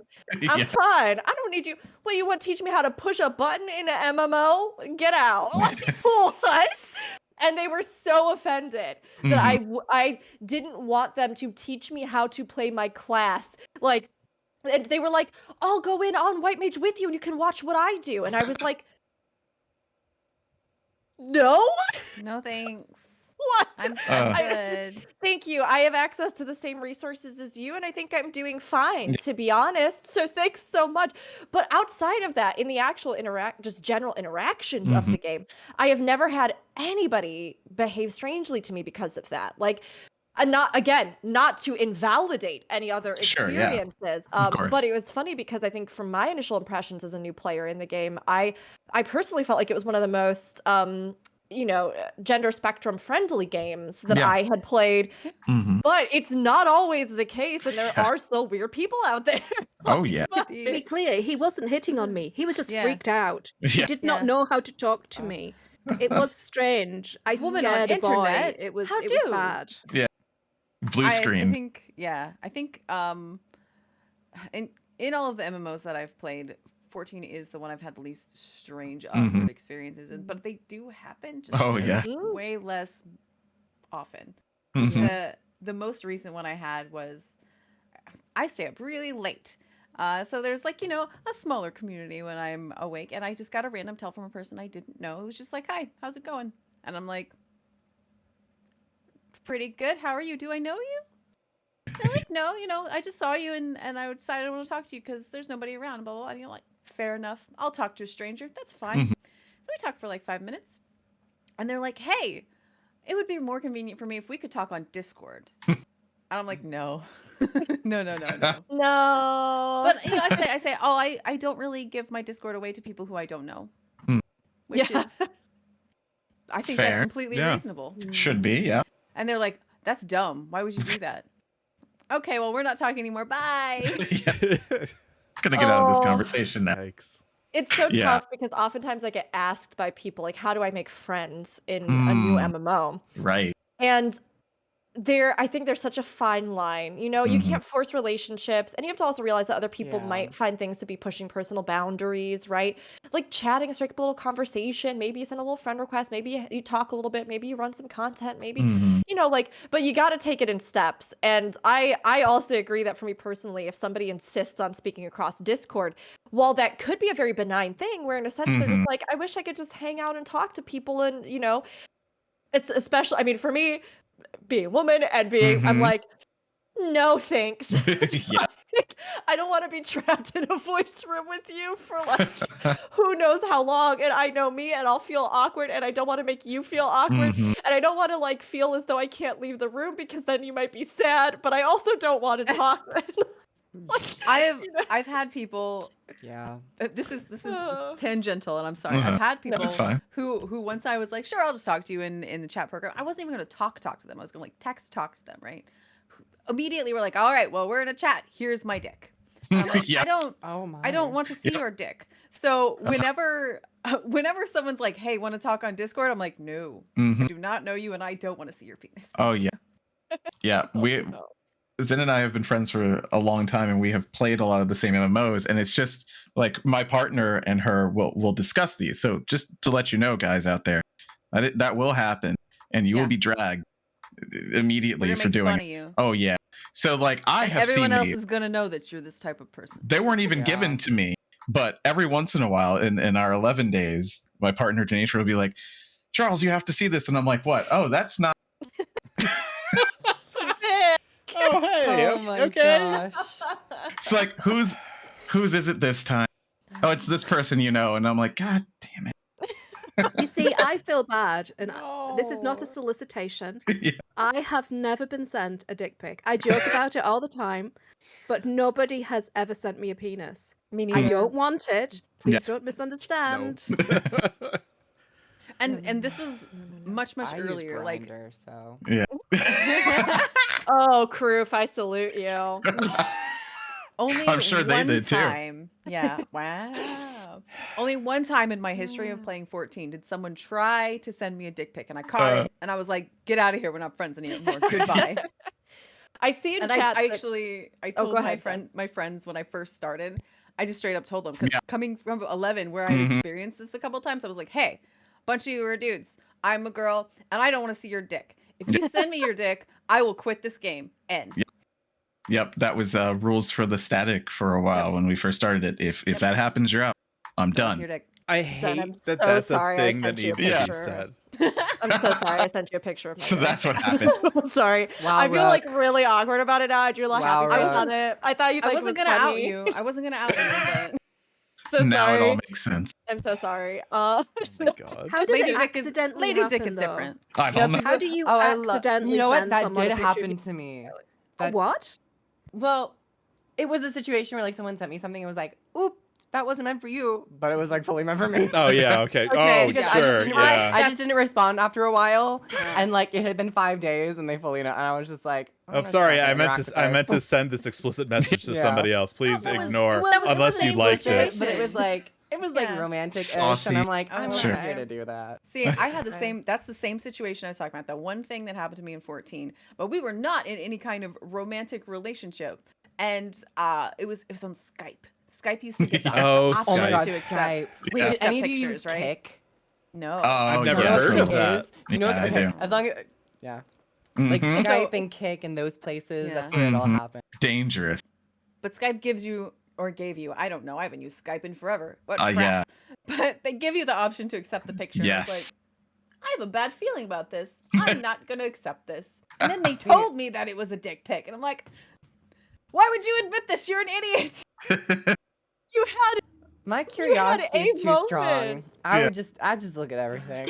I wouldn't. It's I not have- like it's Picasso, is it? It's not like when you have seen one meat sausage, you've seen them all. I mean, they're just like it's a tube. sometimes- What do you sometimes want you're me just to like, do? You know? Okay. All right. This has been amazing. I actually think this was a great side tangent. I will Community say that engagement. community engagement. I will say that first and Yes. foremost, that if you're ever around one of my RP characters and you see a mistel in an area, I apologize. Whether it's benign or it's spicy, I am oftentimes the person that is the one responsible for mistelling everywhere publicly and to the wrong person. Sorry to my free company. Apologies. I put a lot of stuff in there. But to bring us Figuratively back, or Yeah. Are you going to chapter this the penis section of the podcast?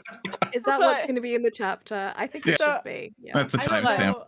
I don't know what you were gonna hop to. I was actually earlier we did a whole bunch of Guild Wars and Final Fantasy comparisons. I Mhm. suggest maybe Oh. we hop to just like that section. yeah, Sure. we can. Uh, I mean, I think we touched on it. A lot of them, yeah. Although, okay. I mean, yes, all of that. But before that, I wanted to also make sure that we talked a little bit because I do think this is important. How far are you both into the story? We talked a tiny bit. I know Mhm. Kroof said I'm up through I'm working through Heavensward, post Heavensward, but I know that Herald Fornax is a huge story lover, and so I wanted to give a moment for sure to make sure that we can touch on like, you know, what have been your highlights? What have you thought about the story? What have you thought about what you've played? Because you mentioned a little bit, but to give us more time to talk about it, I know Herald, if you want to start. So standout moments for me, sort of like meeting Hraesvelgr and how incredibly clever there was no kind of, he knew exactly why we were there. He knew exactly what we wanted, and he was having none of our shit. And I loved that. I love the fact that Lady Iceheart was a genuinely good person trying to do the right thing and a great personal sacrifice. Right. Yeah. And she kind of led herself down a path, and I loved how the story has kind of unfolded slowly. I mean, hey, we didn't even know the name of the planet when we started. Yeah. Yeah. Yeah. So I wasn't hugely in love with Stormblood. Most of us weren't. Yeah, Some people it's a were. common. I've heard that. It's been Yeah. The roller coaster I was talking about. Yeah. But I loved the story of Hien. Sure. Yes. I thought his journey was fascinating. I think he is a genuinely, I mean, he's a bit fluffy kittens, but Yeah, he's kind of a himbo. he is. He's very pretty. I mean, even I as an ace weirdo, he's a pretty boy. I loved the steps drama and the little son comments. There's some beautiful moments. I love how aggro the girl is on that, you know, she's just oh my god, yeah. Let me think. And then I guess I love Graha and how thirsty he is for our character. How unrequited star-crossed he is about it all. And that's really sweet. I love the fact that he had a chance to have the life that he missed. I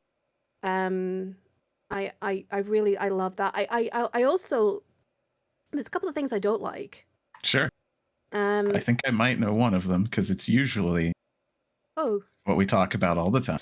Please continue. Just go. Yeah. Just tell us which one did you not like. Yeah. So of the three unsundered, that a lot of people are very thirsty for Mr. Salk. Uh-oh.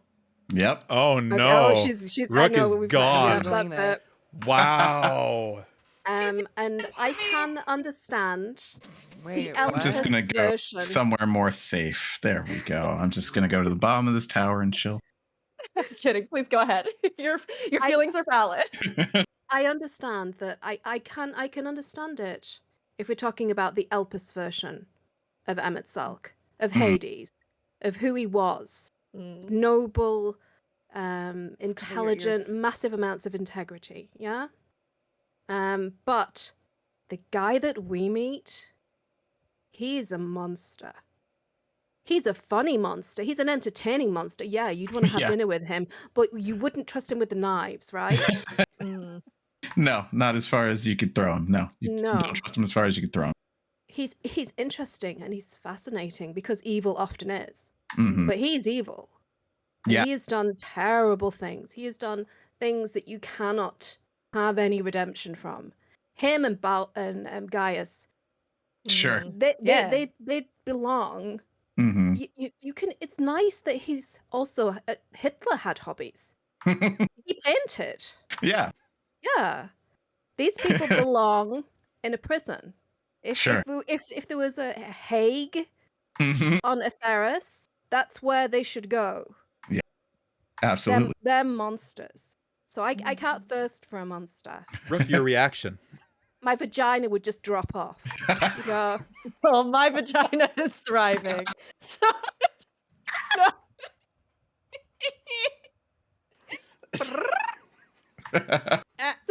Fornax did warn us about how spicy things can get quickly. It's fine. Which We is, just talk I about think, fair. dick pics. It's true. we That's did. true. We did for a while. We're banned from our own podcast. That's fair. That's fair. Oh God. I love it. Fornax, you crack me up. I absolutely would not trade you any part of you for the world. You're just fantastic. It's fine. I'll love Emmett Silk for both Yeah. of us. And the thing is, I don't No. even disagree Okay. with you. Like, that's the Yeah. thing. I think one of the things that's so fantastic about 14's story is that there are truly incredibly complex characters, Mhm. and the perception or reading of them from any number of points is completely accurate.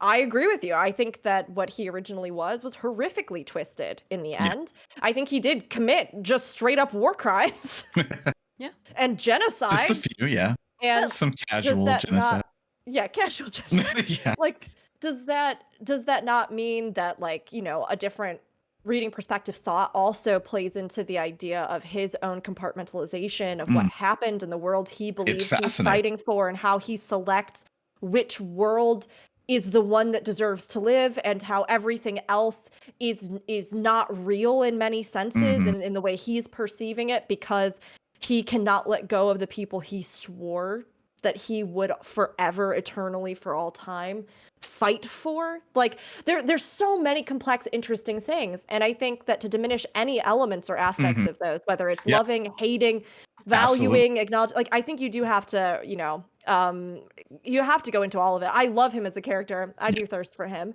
but I also can acknowledge that there's all those things that I think make him despicable in Yeah. many, I love many him ways. as a character. I love Yes. him as a character. He is a fantastic character, but he's a bad man. He's a bad man. The Yeah. fan art of him is kind of hot, so I kind of see it. Yeah, Yeah, it's true. this is true. Mhm. So you said Did you- oh, go ahead. I was just gonna say, did you just type Emmett Silk thirst into the internet to see what shows up? Because that would work, yeah. It would work. No, I Yeah. just looked at it, and then I saw the character model, and I was like, okay. And then I saw the fan art, I was like, oh, I see There what we you're talking about. Yeah. Honestly, one of my favorite moments is when cover your ears, Kroof. One of my Oh. favorite, yeah.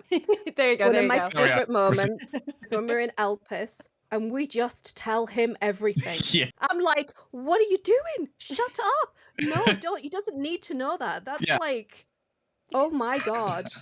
Oh my God. What are we And he's doing? like, he took it well. Yeah, he took it did. well. He did. Yeah. He's got a lot of dignity. But oh my God, Yeah. bad man. That doesn't sound like me. Yeah. I mean, it's I wouldn't also do that. so it's interesting, right? Because the person he is then could never comprehend of what he'll become. Mhm.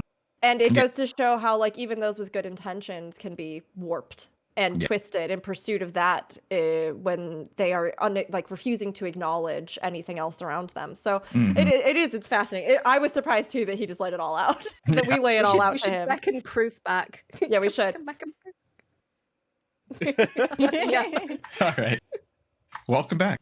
Welcome back. Thank you for having me. Hi, I'm Kroof. I'm so excited to be on this podcast. So, Kroof, how about you? How about story stuff thus far up to where you are? Oh, hated it. Oh, yeah. Oh, yeah. Suck.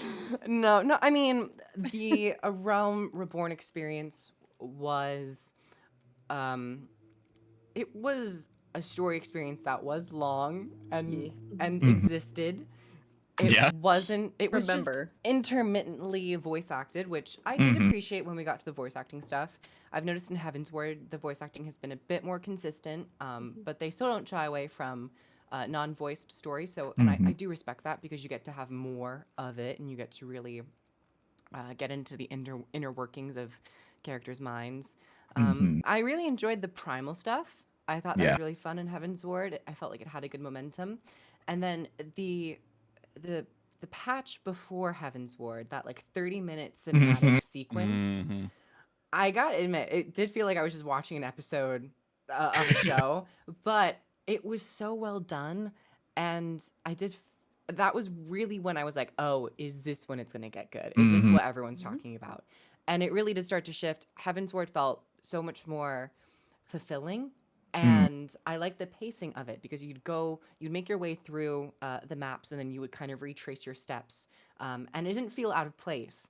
Guild Wars 2 kind of just tried this with their recent story, but I felt like the pacing was a bit off. I felt like this was, totally normal. I was like, yeah, it felt good.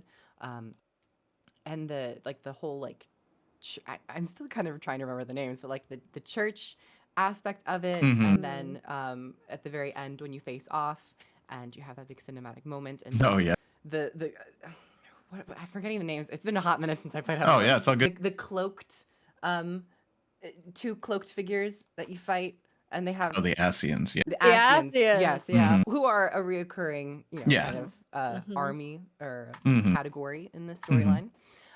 So overall, it has been my story experience has reflected what I've heard from the community. Is that A Realm Reborn starts off a bit slow and can feel like a bit of a job to grow attachments to, but then once those attachments are there, they do tend to pay off.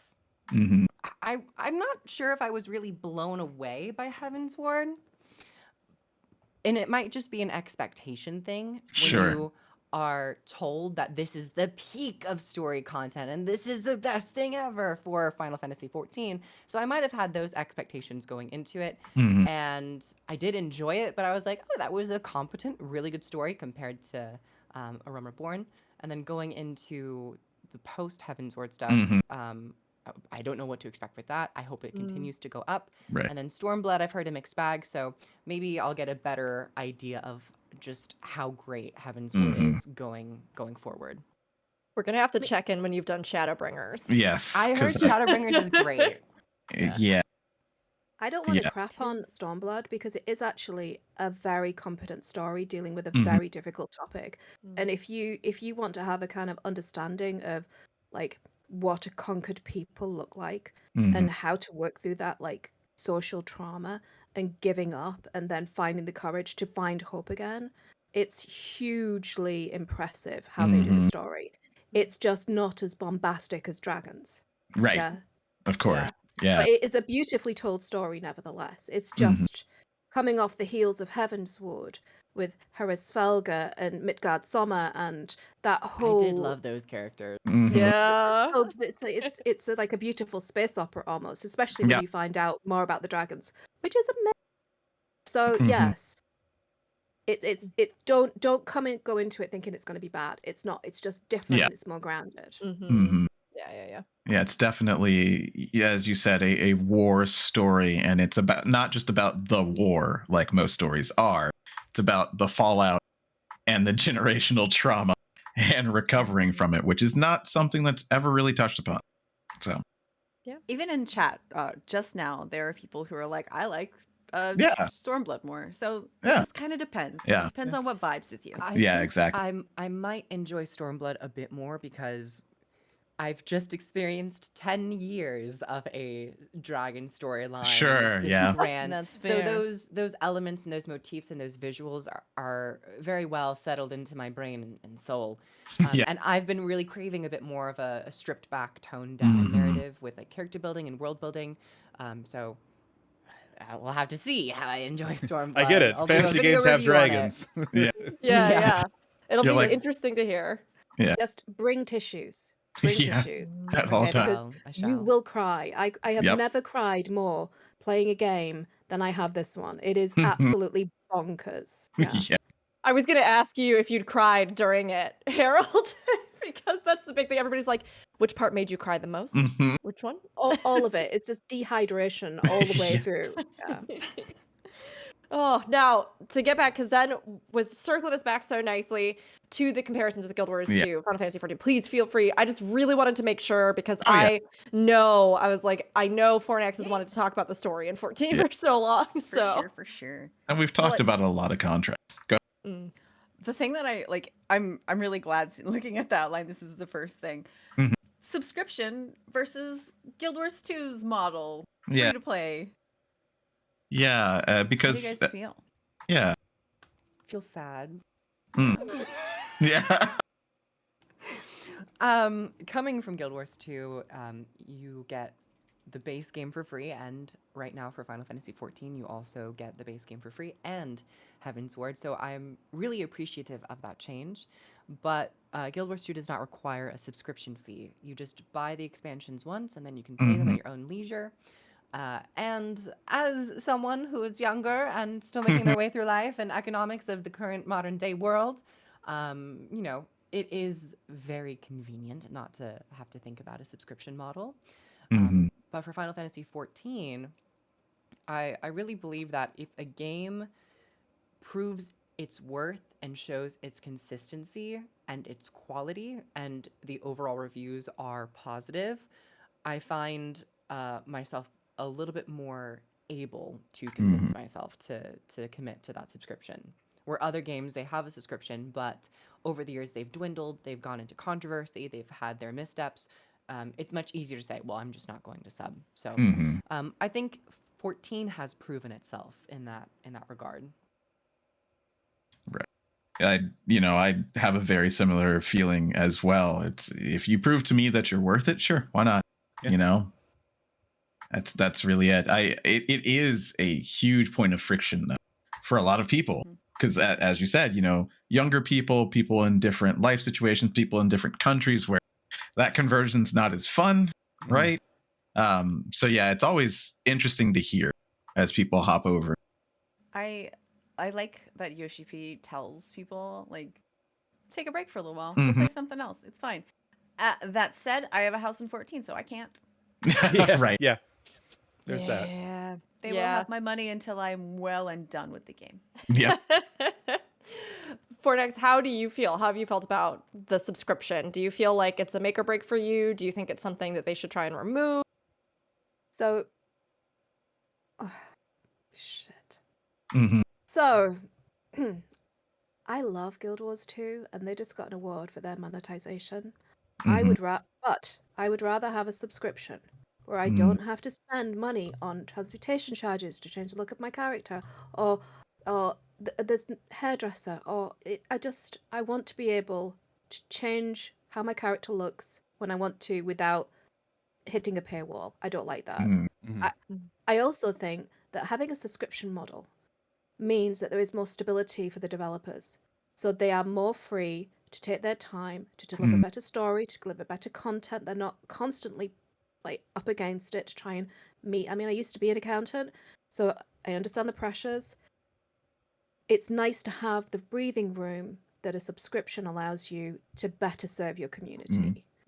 So yeah, I'm happy that I get more story than I can play with Final Fantasy XIV. Whereas the latest release of Guild Wars 2, as they're changing to a different cadence. Now, don't get me wrong, it's a fantastic game, but the latest addition to the story, we finish in an hour. Oh, really? Yeah. Spilling the tea. Dropping that tea. Oops. I am known. I have ADHD, so I will like say the quiet parts out loud. So you can read me. That's fine. No, it's one of those things to compare and contrast, because that's how MMOs have been as well. And Guild Wars kind of straddles the two with the living world, which is very, very different to most MMOs. But you also have the kind of really small episodic content that a WoW would have. Yeah. Yeah, and I think you're spot on, Harold, because I think a lot of that is because of the fact that there is a subscription, right? Games have to earn money somehow. That's just it. MMO live service models, they have to earn money somehow. Of course, that does not excuse abusive systems. It doesn't excuse, nickel and diming your players for everything. It doesn't. But I do think that there is something to be said about having consistent, anticipatable, predictable revenue that supports a baseline of income for the game, the developers, the ongoing content, and so on and so forth. And games have to make up for that in some area. So in the sense that, Kroof is talking about being able to just like pick up the game, get into it, jump in. I think it is a much better feeling to not have a mandatory subscription, especially when you have to also buy the game. But I completely agree, Harold. I think if a game is delivering for what you're paying, and if you are getting, and how you kind of quantify that will depend on you too. Maybe you hate story and you're mad you didn't get 5 dungeons this patch. So maybe that cost is not worth the value to you in that regard. But I think that 14 does a great job of providing a robust, rounded out cycle of content that is regular, predictable, and oftentimes, just the story alone is going to take you 3 to 4 hours baseline a lot of times with whatever we get. Although, of course, there are shorter ones and longer ones. But I think you do get a good hunk, and it's more predictable what you're going to get, probably because of the sub. And can I just say, oh, sorry. The trial that they give us for 14 is massive. That is a Yeah. big ass trial. Yeah. And I think that it gives you a good idea of what you can expect as far as what you're going to be spending money on. So Yeah. I thought that it was a really good move when they were like, here's Heaven's Word too. Like, that's where the story's good. So Yeah. Mm-hmm. First What were hits you gonna free say? kid. I was going to say that a fantastic example of this kind of different ethos is in Final Fantasy, mount collecting is a wonderful aspect of the game. And you collect all the different types of beautiful Mhm. mounts. You do raids, you do all sorts of things, and it's great. In Guild Are you Wars all right? 2, Guild Wars 2 has, without I'm doubt, preparing. yeah, yeah, put down, darling, yeah, get a cup of tea. Guild Wars 2 has, without doubt, without favor or foe, the best mount system I have ever played in any game I have ever played. And I'm an old woman. I have played many games. Okay? You cannot unlock a single mount skin via gameplay bar 1, and that's all she wrote. And that's because of how they've monetized the game. I see. You can get all the mounts, and they come with their own base version that you can dye. So you can dye the different channels of like its fur, its claws, its feathers, but you cannot obtain any mount skins through the game itself. You have to buy them from the cash shop. Now, of course, there are ways that you can convert in-game currency to cash shop stuff, and they've been easing things. And it's again, it's not horrible, but it is a big And difference. the mounts are beautiful. The base models are beautiful. They are exquisitely rigged. They look real. They move. There is a fluidity to them. There is a beauty to them. Their integration into the world is fantastic. They improve your experience. Moving through the world is part of the gameplay, and there's a flow, and it is unbelievably addictive. There are whole guilds dedicated to flying griffins. Yeah. You can, in your guild hall, which are massive, you can build your own race system. You can have races. You can have it is absolute. The game is fantastic, but there are limitations to the financial model that they've decided to lean on. And I think if they had a subscription option, then that would alleviate that. But that ain't ever gonna happen. I don't believe. No, at this point, it would be very odd to, I think, just introduce that. And I mean, and I think part of why things have been, not as crazy in 14. Like, there's still some crazy stuff you can get on Mog Station, but that wasn't a system that they had at launch. It was something that came later. And so a lot of the core design decisions they made for that game were not reliant on the sale of that kind of stuff. So you mentioned dye channels. So I would love to get into the glamour / dye comparison in this game because I have feelings. I think we all do. Please go ahead. I'll let Fornax take this one. Yeah, Fornax, this is all you. You are the queen of the transmog. I mean, if you saw me in real life, I'm like 50% bag lady. So this is crazy. So it is one of the best interface systems for wardrobe in any game. In fact, it's so good, WoW copied it. Like in Guild Wars too. In Guild Wars, I mean, they also copied the flying wholesale. Yeah, they did. And they did it recently. really badly. Really, I mean, Yes. it's a vast improvement for the game. Don't get me wrong. Good work, guys. It's a vast improvement. You copied it quite well, but not good Great enough. on that copying homework. Yeah, there's no fluidity to it. Honestly, if you play Guild Wars 2 for nothing else, play it for the flying and the environments. It's worth it for that alone. I think worth the box price for that alone. But the wardrobe system is fantastic because you collect every skin in the game. If you're a WoW player and you've got PTSD from going to Molten Core to try and get your paladin breastplate. Yeah. From Magtheridon or whichever one dropped it, this doesn't happen because if you pick up a piece of armor in Guild Wars 2 on any character, it unlocks on your account. It's done. You congratulations, it's yours. You can have it. From level 1, there's no like locking of levels on the armor. So from level 1, you can look like a god. Yes. And you can change on the fly anywhere, and you can see every armor skin in your wardrobe tab, and you can and they have the best, without doubt, the best wiki of any game Oh, that there's ever been Yeah. in the history of games. Yeah. And you can look up every armor and find out exactly how to get it and where to get it. And a lot of the times you'll be able to see that in game super easily. And it is beautiful. And all those die channels, you collect the dies. They are not consumed. Once you've got it, it is yours forever. And you can die on the fly. All you need is to open your tab, and you're good. Yeah. I have And you literally can use multiple colors on the same piece of armor. Yeah. You Yeah. can. I have literally Whoa. stood on raid night, like right before we pull the boss, standing in the arena, completely changing and redying my entire outfit, just standing there.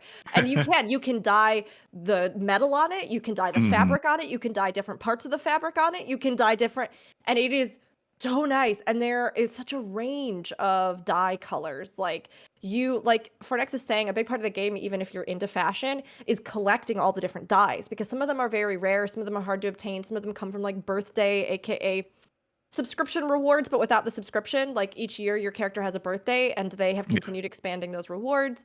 So you get everything from like general color, just base matte color, to special effect, shiny, multi-hue. Like, it's so cool. The last dyes time are I logged amazing. on, I was like, why do I have so many gifts? What is happening? Oh, this character is how many years old? Holy crap. Yeah, I made that mistake of when I poked my head in, I don't know, a year or two ago. I was like, I don't remember anything. I'm going to get rid of this character and start a new one. Oh, no. And then immediately, Rook is like, but the birthday things. I was like, well, they're gone. Yeah, that does suck a little bit. Yeah. Yeah. Should be more of like an account thing. Yeah. The customization potential in Guild Wars 2 is absolutely phenomenal. The only thing that it costs is our transportation charges, which you can get from competitive play, or in some areas in PvE. I still think that there should be a few other ways to get it via PvE, just so it's a bit more consistent. The dyes are completely free. You can get outfits on the gem store, which are like entire one-piece costumes that look so good. They range in different themes, and they don't require transportation charges. But then once you get legendary armor, which is the maximum level of armor that you can get, maximum tier, you no longer have any costs to changing your armor's look. So you become just like this higher being of fashion. It's really good. Yeah. Yeah, I have it's ascended. gorgeous. Also, There's also- legendary gear. Legendary gear is account wide. So Yes. once you have a heavy piece, everybody on your account can wear it, and you can roll the different stats, baked in stats on it, as often as you want. Like in between combat, it doesn't matter. And like- you can get a legendary. Sorry, you can get a legendary No, you're rune that you can slot in and out, and you can select the stats, which is like set bonuses. But you select the set bonus that you want to, and you can dye your mounts, and you can dye your back pieces, and you can just the customization is amazing. Sorry, I didn't mean to interrupt you. No, I was just going to expand on what you were saying, which is just That's what we that, do here. Yeah. Yeah, like the legendary, we interrupt, yeah. No, the legendary gear is essentially like relic weapons in 14, but I think even more of a time investment. However, the payoff is greater because, I mean, like Fornex is saying, that gear literally is never not the best gear in the game. You forevermore, it is the best gear, and you can use it on any and all characters, and you can change the substats on it at any time. Just because you want to change it and you're doing a different build or you're running something else, and it has its own unique collection, and it has its own unique like special cosmetics and all kinds of stuff. So yeah, the legendaries are really cool in Guild Wars 2, and it's a huge prestige thing to like work on them, get them, a long-term goal. I also really love that Guild Wars 2 has different slots. So we have additional slots. So they've been experimenting with this a little bit in 14 with like the wings and the accessory items. Accessory slot, yeah. But in Guild Wars 2, we just have bonus slots like that. So you have back pieces, and you can get and wear 24/7, not like a thing you have to pull out, just fully animated wings. That because we also have gliders in the game, you literally can jump off of stuff and those wings will spread and you'll glide through the air on them. Like, it's super cool. So there's, I think, even more with that. There's also like special effect things that you can get, these like infusions that you can put into your gear that cause a special effect to appear on any gear. So there's a lot of stuff like that. Like 14, I think personally, and I'll have to see if you both agree, disagree.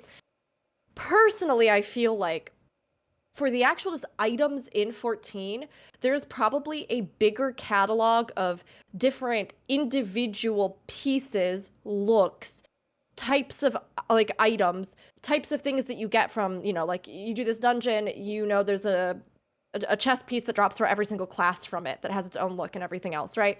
So I wouldn't be surprised if the actual list of cosmetic items is greater in 14 than it is in Guild Wars 2.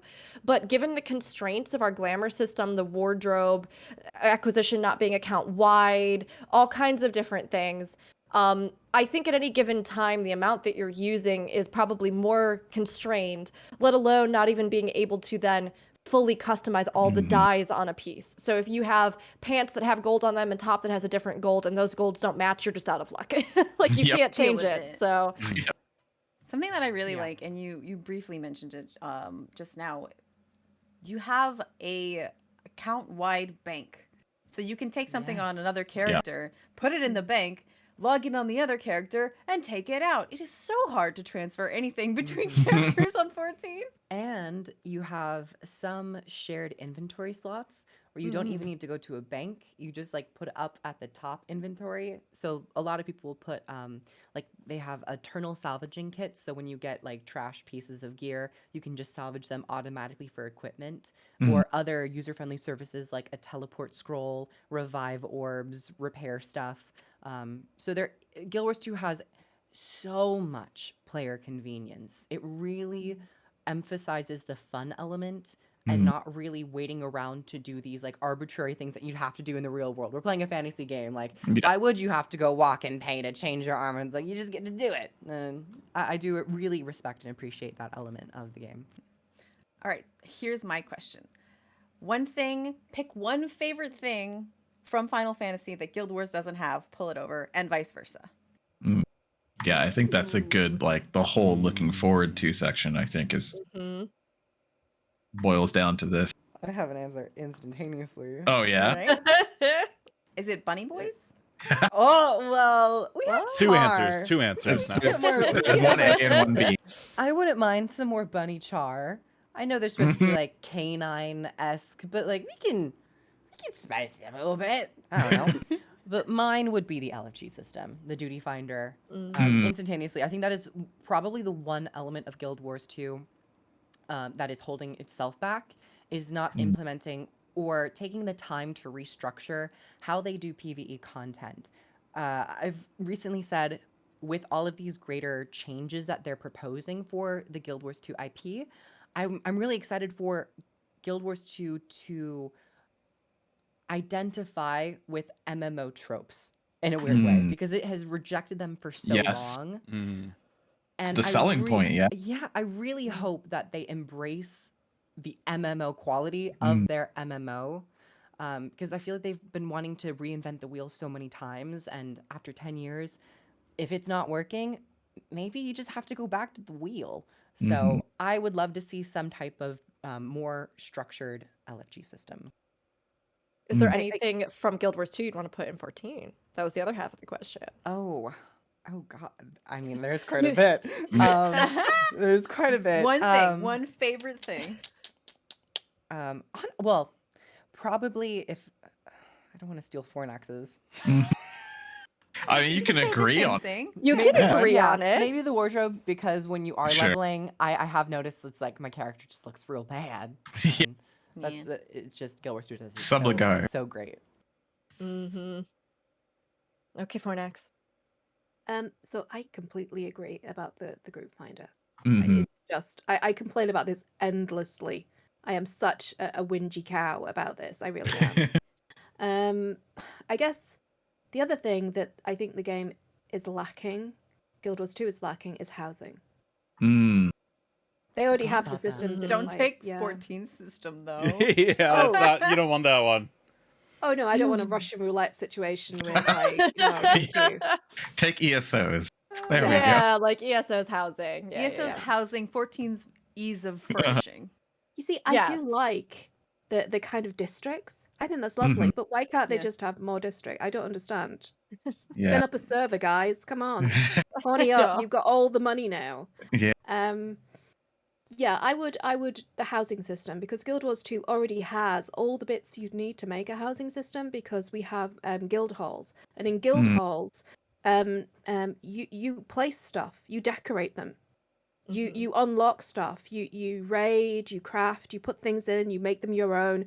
And anyone who you want in the guild can actually decorate the guild hall.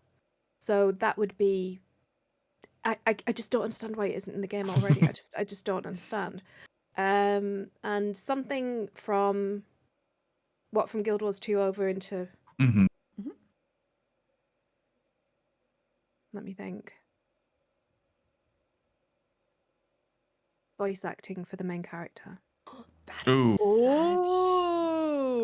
Ooh, that's a great one. Voice acting period, but like that I would have never thought of that, Fornox. I hate being sad. I am a chatty cow, and I hate being. I mean, it's funny sometimes. They can do it amusingly, and there have been several times where it's very amusing that we just are mute. But yeah, I would like to be able to have, and the inconsistency in the voice I'm dyslexic, but I mean I was a professional. I can read. It's not that I can't. I was an accountant for 10 years. But it's a lot for me, especially if I'm R&R. It's something that I have to focus on. It's not like and I do read for leisure, but there's something about the delivery of this system, especially if you're trying to read Orange, which just makes my brain want to bleed out of my ears. So I would like more voice acting, but of course, if we get more voice acting, we'd probably get less story. Sure. Maybe just like a button on the side that just reads it in one of those robot voices. I'd take it. I'd take it. I mean, Yeah, that'd honestly, be nice. that would Accessibility. be that'd be a good accessibility feature, because I'm actually playing through right now with somebody, Herald. I don't know if you know her, Katakemi, aka Angie, who does a lot of the Guild Wars 2. She's an art partner, but she does a lot of the Guild Wars 2 art streams alongside Paul Scott Canavan. So we've been going in, the three of us, typically on Wednesdays on my channel now that we've kind of rolled into it, and playing through everything. But Angie is also dyslexic, and she was like, I want to enjoy this, but like I literally cannot function. She was like, there's no choices for me to switch the size of the text or the font of the text or the color. Like, you can do some stuff with the color of the UI and things, but that doesn't help. And so she was just like, I want to make it through this, but like genuinely I'm having so much trouble even reading a single paragraph of text. So we were like, hey, we'll voice act it for you. Like, we'll go through and we'll voice act it, we'll do all of it, and we'll all have fun together. And, like, you know, we can do whatever works for you. But, like, yeah, even if they had some little thing, it would help, because you're not the first person I've heard have that problem, honestly. Yeah. I mean, it's the reason I don't stream it.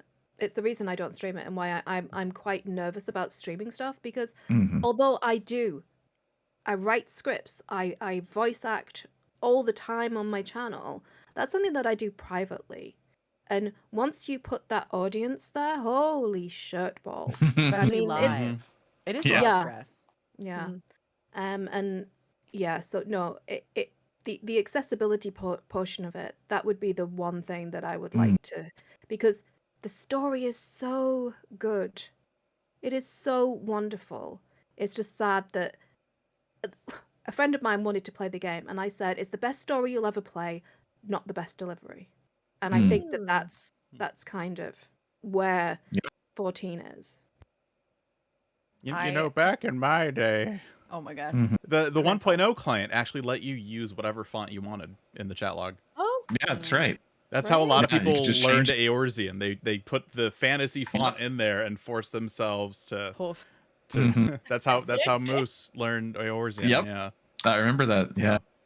So I think for me, my initial thought was absolutely the glamour and dye system, but I think I would actually like the map style that Guild Wars 2 uses. Yes, better. yes, There's that's so another good open. one. There's so much cool crap you can climb on, in, around, Points of under. interest are great. Yes, little things that are just there's a house over here. What's in it? It's just a regular little house. But you know what? That freaking door opens. There's so many houses you walk up to in 14, and it's like, and this is just a box. Okay. Yeah, there's tons Meta of levels. events. Meta events, yes. Yeah, for me, it's builds. I don't care that in raiding there'll be one meta. It doesn't matter because there's open world and deep dungeon and treasure maps could be a whole different build. Like, who cares if the meta will boil down to one? That's fine. I love that freedom of Guild Wars 2 in that way. And yes, there are things that you can do absolutely wrong, but you can mess around with it and then just change it. Like, who cares? It's fine. Yeah, I think map metas, I'm glad that you brought that up because there's like so many things from either game that I'd love to see them like pick up on and influence. But I think one of the things to me that has become my obsession, like I love metas in Guild Wars 2. Yeah. I, left to my own devices, I will just run them endlessly. Like I have to tell myself, Rook, you have to do something else on stream today because all you've been doing is metas, girl. You gotta stop. Would I be correct in categorizing them as like a fate chain, but on steroid? Right, like open world raid boss. It's an open world raid. That has a bunch of fate chains that coalesce into oftentimes a very cinematic raid boss. Right. Yeah, and it's like the cool thing is for those who don't know what meta events are, we kind of have an equivalent in 14, which is the Tataki Chronicles. Which has its own story that you play through. You do each of the events, they progress to the next event, and then it culminates in a big fight with the Matanga that come out of the caves, and there's like a boss, right? However, I think the big thing in 14 is that they're not super rewarding to do. Like Fates, we got gemstones and stuff now, but even so, they're not super rewarding. In Guild Wars 2, they are a major part of endgame loop. So there are all kinds of things that drop from these. Unique cosmetics, all kinds of materials that you can then sell, or like random gear you can break down into materials that you can sell. They're great for gold farming. There's a ton of stuff. There's usually unique achievements with them. But the idea is that they like create this big impactful narrative on a map. And because they're not running 24/7, it doesn't like lock the map just into that. But when that kicks off, sometimes these meta events are even an actual dedicated story beat in an expansion. So there's like a meta event in the finale of Heart of Thorns, the first expansion for Guild Wars 2, where what's happening in the meta event is parallel to what's happening in your story instance. So in the story instance, you're inside of this enclosed thing fighting this enemy, and outside you can hear what's happening in the meta event as your allies and the armed forces push in and are fighting this huge dragon outside, and then you're fighting this battle inside, and then you can flip and play through that perspective. I think a great example of a potential for this would have been the locks with Alamigo, having some kind of huge event where you and your allied forces show up on the doorstep of Alamigo, and you're all like, we've rallied everyone, all the forces are here. And then you go through this huge thing where you go through and come into conflict with the different commanders and end up at the gates where there's some kind of big world boss, and like you storm the gates and then the gates crumble and then you go in. Like it would be something like that. But they're so fun. They're epic. Some of the biggest battles in the game are in these, and the effects, full-scale dragons, all this kind of stuff. It's so neat. And there's even dedicated, there's a thing called a commander tag. So commanders lead large-scale squads that then coordinate these efforts, because these have their own mechanics, these metas, where you need to complete these 3 things simultaneously and everybody has to time it, or you have to do this thing or this thing or this thing. So it becomes this huge collaborative open world content, and it's really cool. It's so cool. It's really neat. Just for the sake of time, is there anything else like you'd like to compare between the 2 games? Something that really stands out for you guys? No is an acceptable answer. Yeah, because we've talked about it a lot. Like, you know, the outline was like, here's a guide. I knew we were going to be all over the place. Because that's the way we talk. That's the way you talk. I think we really have covered the major elements that create these differences between these 2 MMOs, both having their successes and triumphs, and both having their missteps and difficulties. But I'd say like we covered like pretty much everything. I mean, I would say that I kind of stand in awe at the absolute dedication to story that is in Final Fantasy XIV. Every single job that you do has a story. Every single crafting profession, up to a point. I think it's up to the crystal place in in Graha's place. It's so driven by story, and it's so dedicated to it, and they're so cute. I love the fact that not every story that you play through is life and death. Sometimes it's like, there's a crafter and he's a bit of an asshole and he thinks he's better than everyone else. And you come in and you kick his ass and you take him down a peg or two, and he learns and he grows in the experience, or he carries on being an asshole. It's okay, it's fine. You do you, boo. But we get to experience it, and I love the tiny little stories that we get to play through. I really like that. Although I will say it's a bit jarring when you go into Limsa and there's a lot of ERP, but that's fine. Everywhere has. I'm going to Divinity's Reach. That's just me mistelling in the chat, so don't worry about that. Don't mind that. Don't mind that. It's funny to me. Everywhere's Gulcha. It's fine. Yeah. You just turn off the chat. It depends on the server, because on Balmung it is not Limsa. Limsa, no, it's oh my god. Oh, don't go to Alda. Spill the tea. Alda. Don't go to Alda. The Adventurers Guild, the Quicksand. Don't go in there. I mean, I don't care if you want to do it. Yeah, it's fine. But don't go in there without no. It's a shout chat is a shit show in Alda. Oh boy. If you're having a bad day and you don't want to see people be stupid, don't go to Alda. Don't go there. Don't turn on, as we call it, piss chat. I might need to go to Alda. I mean, go have fun, enjoy. There's also a variety of clubs and other locations in the game that are run and staffed by people of a variety of mature to just benign. So go for it. And there are courtesans you can pay. You can pay a courtesan. You can. It's a wonderful world. Yeah. I was gonna say, because this was a big one that actually Veiled tossed in the chat. Really quick touch base on our what would you bring back and forth? G-pose, photo mode. That was a big thing too. Yeah. Yep, because we don't have that in Guild Wars 2. Yeah. But to go back, Fordax, please continue your thought on your final context of the story. I mean, I agree. I think the dedication to story in 14 is phenomenal. I mean, Guild Wars 2 has its own different approach to storytelling. And I think there are many merits even where, some of the big hurdles that we talked about that can even be unapproachable about 14 story, in Guild Wars 2, it's much more approachable. And I think that action component, the way that they try to bring people in so that you are an active part of the story is really fantastic. But as we've even talked about on the Lightbringers podcast, I do think they could lean more into their cinematic dedication to story. And 14, I think, has the best example of linear throughput, cinematic, cutscene style, RPG, like more old school RPG influenced storytelling in an MMO right now. Because if you sit in there and you're like, I'm ready, you get through it. And at the end, I think the payoff is phenomenal. Will it resonate the same for everybody?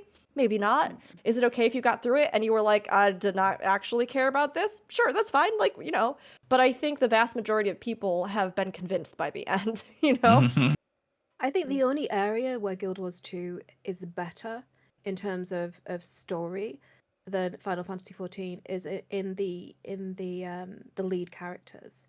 Sure. So hear me out. It's not about who they are. Well, it's not about. They support the LGBTQIA community. They have disabled characters as main characters. They talk about things like trauma. They talk about things that are hard and difficult. Now, I'm not saying that Final Fantasy XIV doesn't. I mean, it's a psychology textbook dressed up as a story. Let's be real, okay? But they from the very go, from the moment the game launched in Guild Wars 2, gay characters, diversity has been on the playbook, and it representing everybody who plays games. Because honestly, if this was 30 years ago, it's all guys, but it's not like that anymore. Right. Yeah, it really isn't.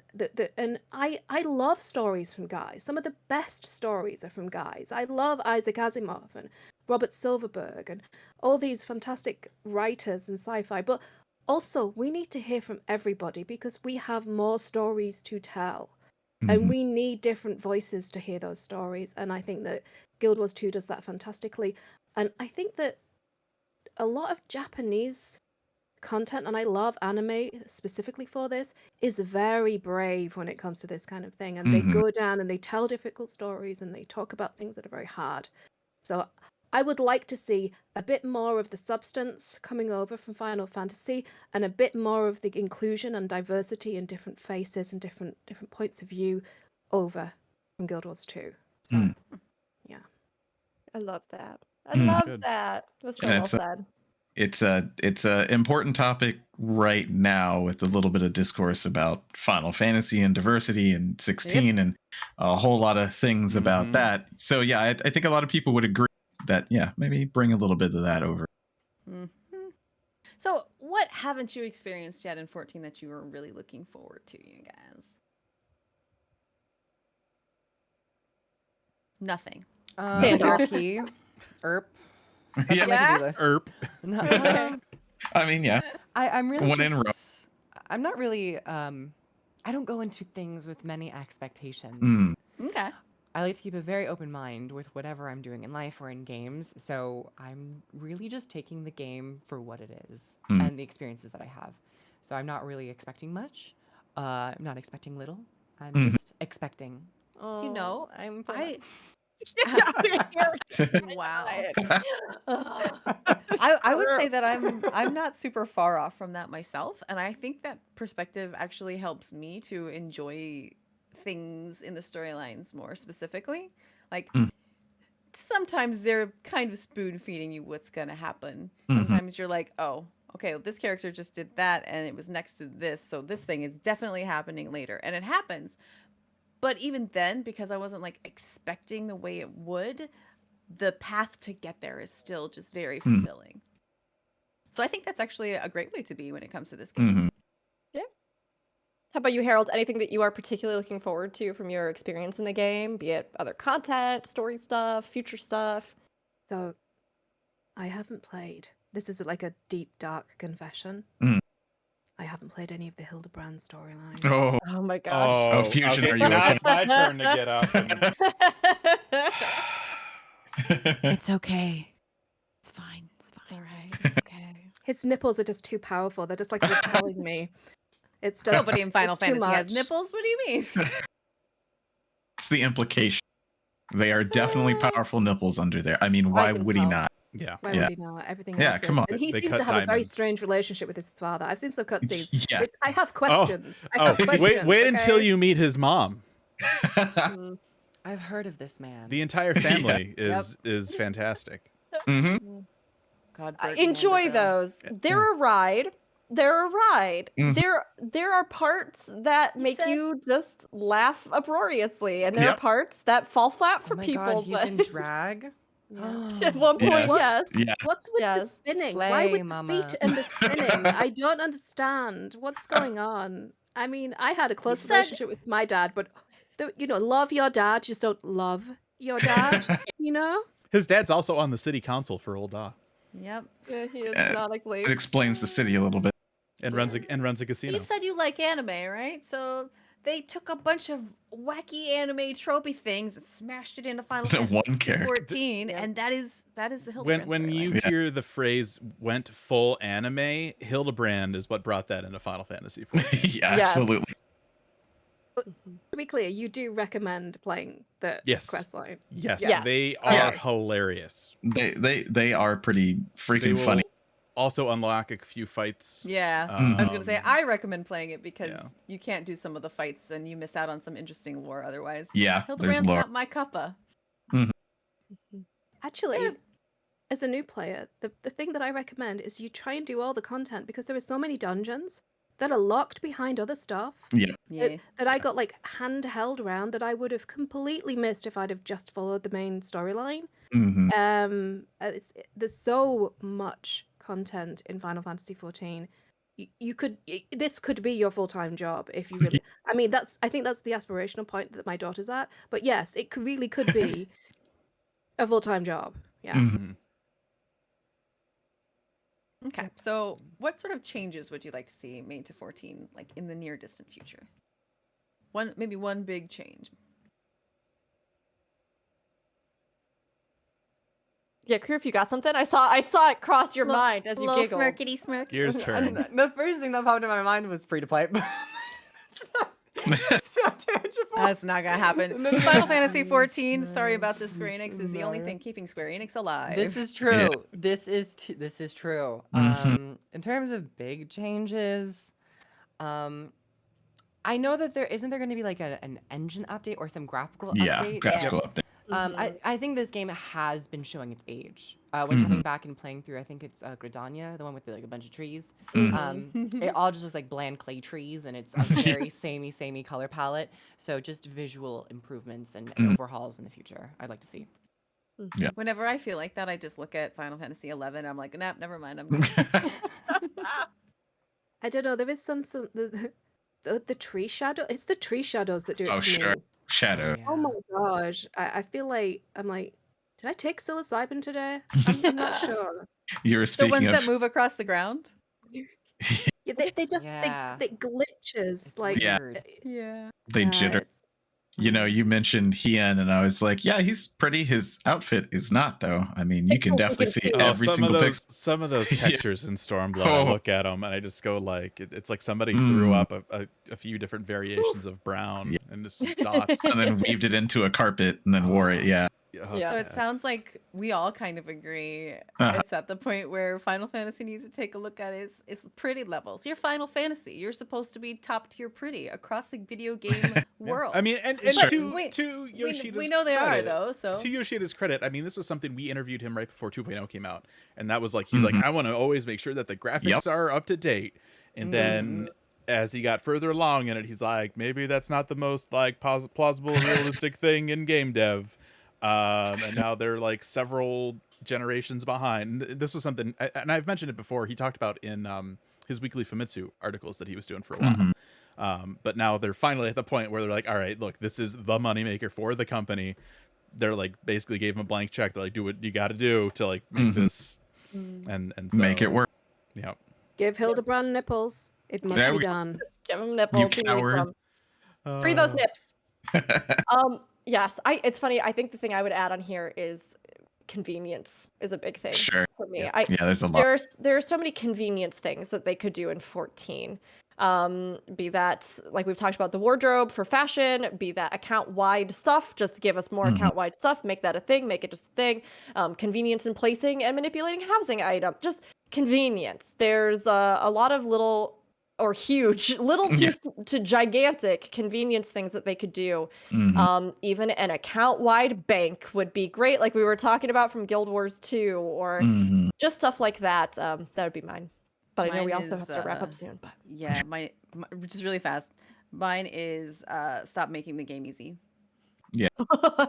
Oh my god, Shots can you fired. come over and play Guild Wars 2? Yeah. I need that as well. Yeah. Yeah, same sentiment for Guild Wars 2. Yeah. Yeah. yeah. All right. Altino Fusion, you have anything or? That was mine too. I'll just Yeah? let that be mine. I don't need to rant right now.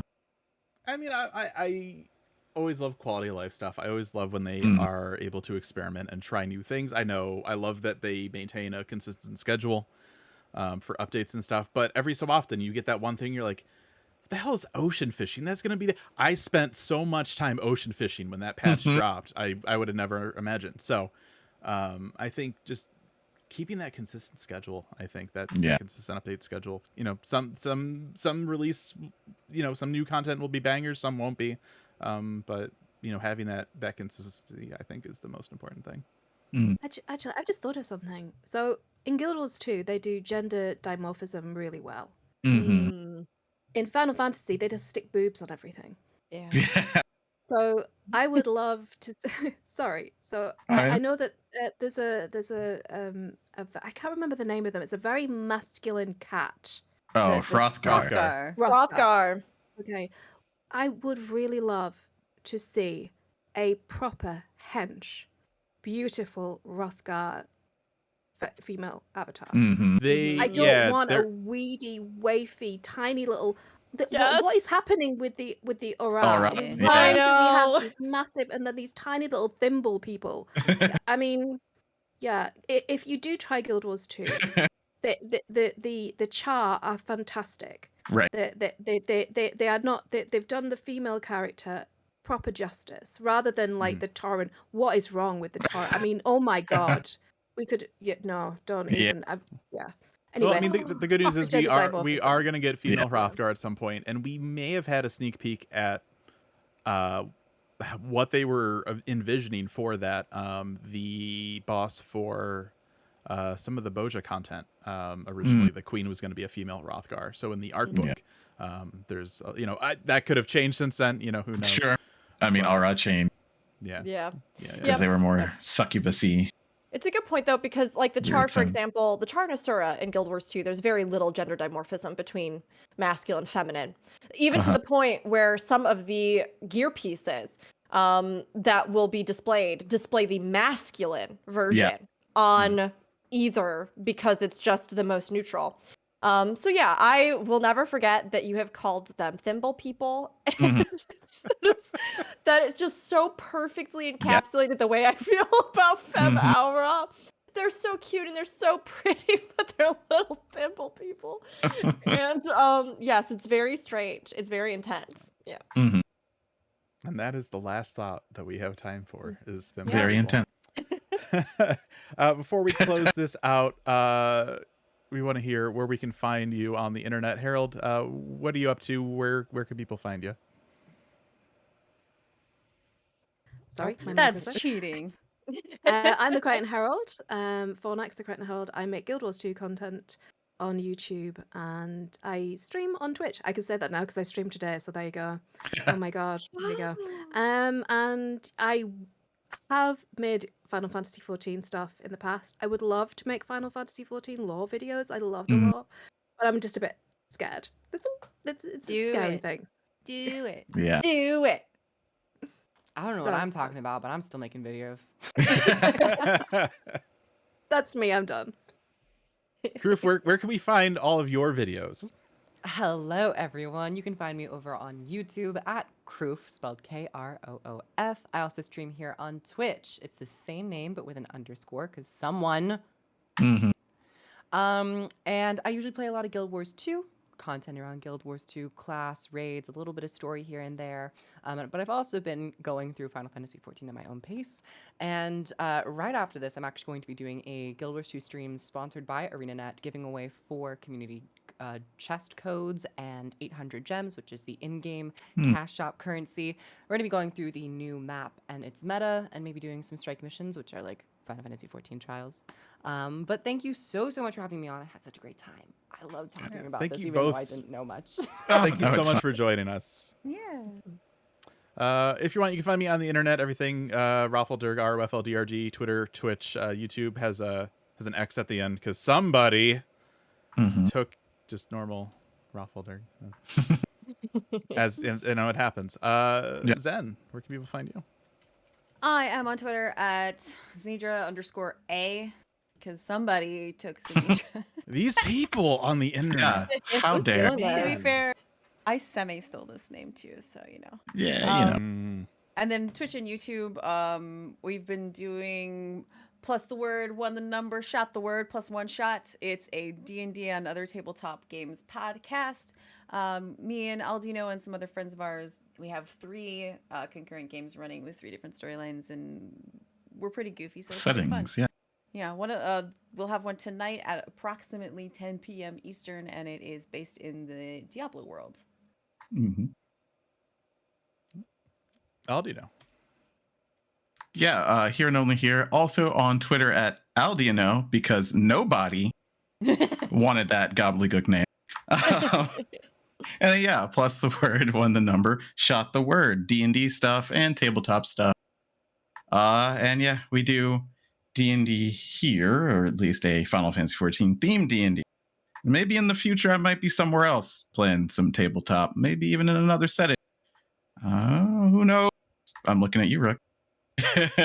Yes. Yeah, maybe in the forgot future for a second. Oh, dang it. I knew what he was talking about, and you had to feel like, I'm so sorry. What? We've had guests in town, and I forgot I needed to message you back. That's Yes, we will be doing that, and I will follow up like the responsible adult I am. Same, fam. Rook, where can people find you online? Hi, I'm a responsible adult named Rook. You can find me on twitch.tv/Rookery. That's ROOKURI. You can also find me on YouTube at the same, and on Twitter at Rookery_ because somebody took Rookery. But tomorrow I'll also be guesting. Tomorrow, depending on when you are listening to this, being March 5th, I will also be guesting on the Lorelines XIV podcast, aka Lorelines, which is going to be great. We're actually going to be talking about LGBTQIA plus rep in 14 and Final Fantasy, so that's going to be fun. Getting to revisit that, especially like we were saying with all the stuff that's going on right now and conversations being had about it. And then you can also keep an eye out for some special 14 streams that we've been doing. Because I've actually, like I said, been taking a couple of Guild Wars 2 art partners, incredibly talented artists, incredibly hilarious human beings, and two wonderful friends, Paul and Angie. We've been going through the entirety of the Final Fantasy 14 story live. It has been bug wild. It's largely appropriate, oftentimes inappropriate, and it's just been really fun. I've seen this. I can confirm all of that. Yeah.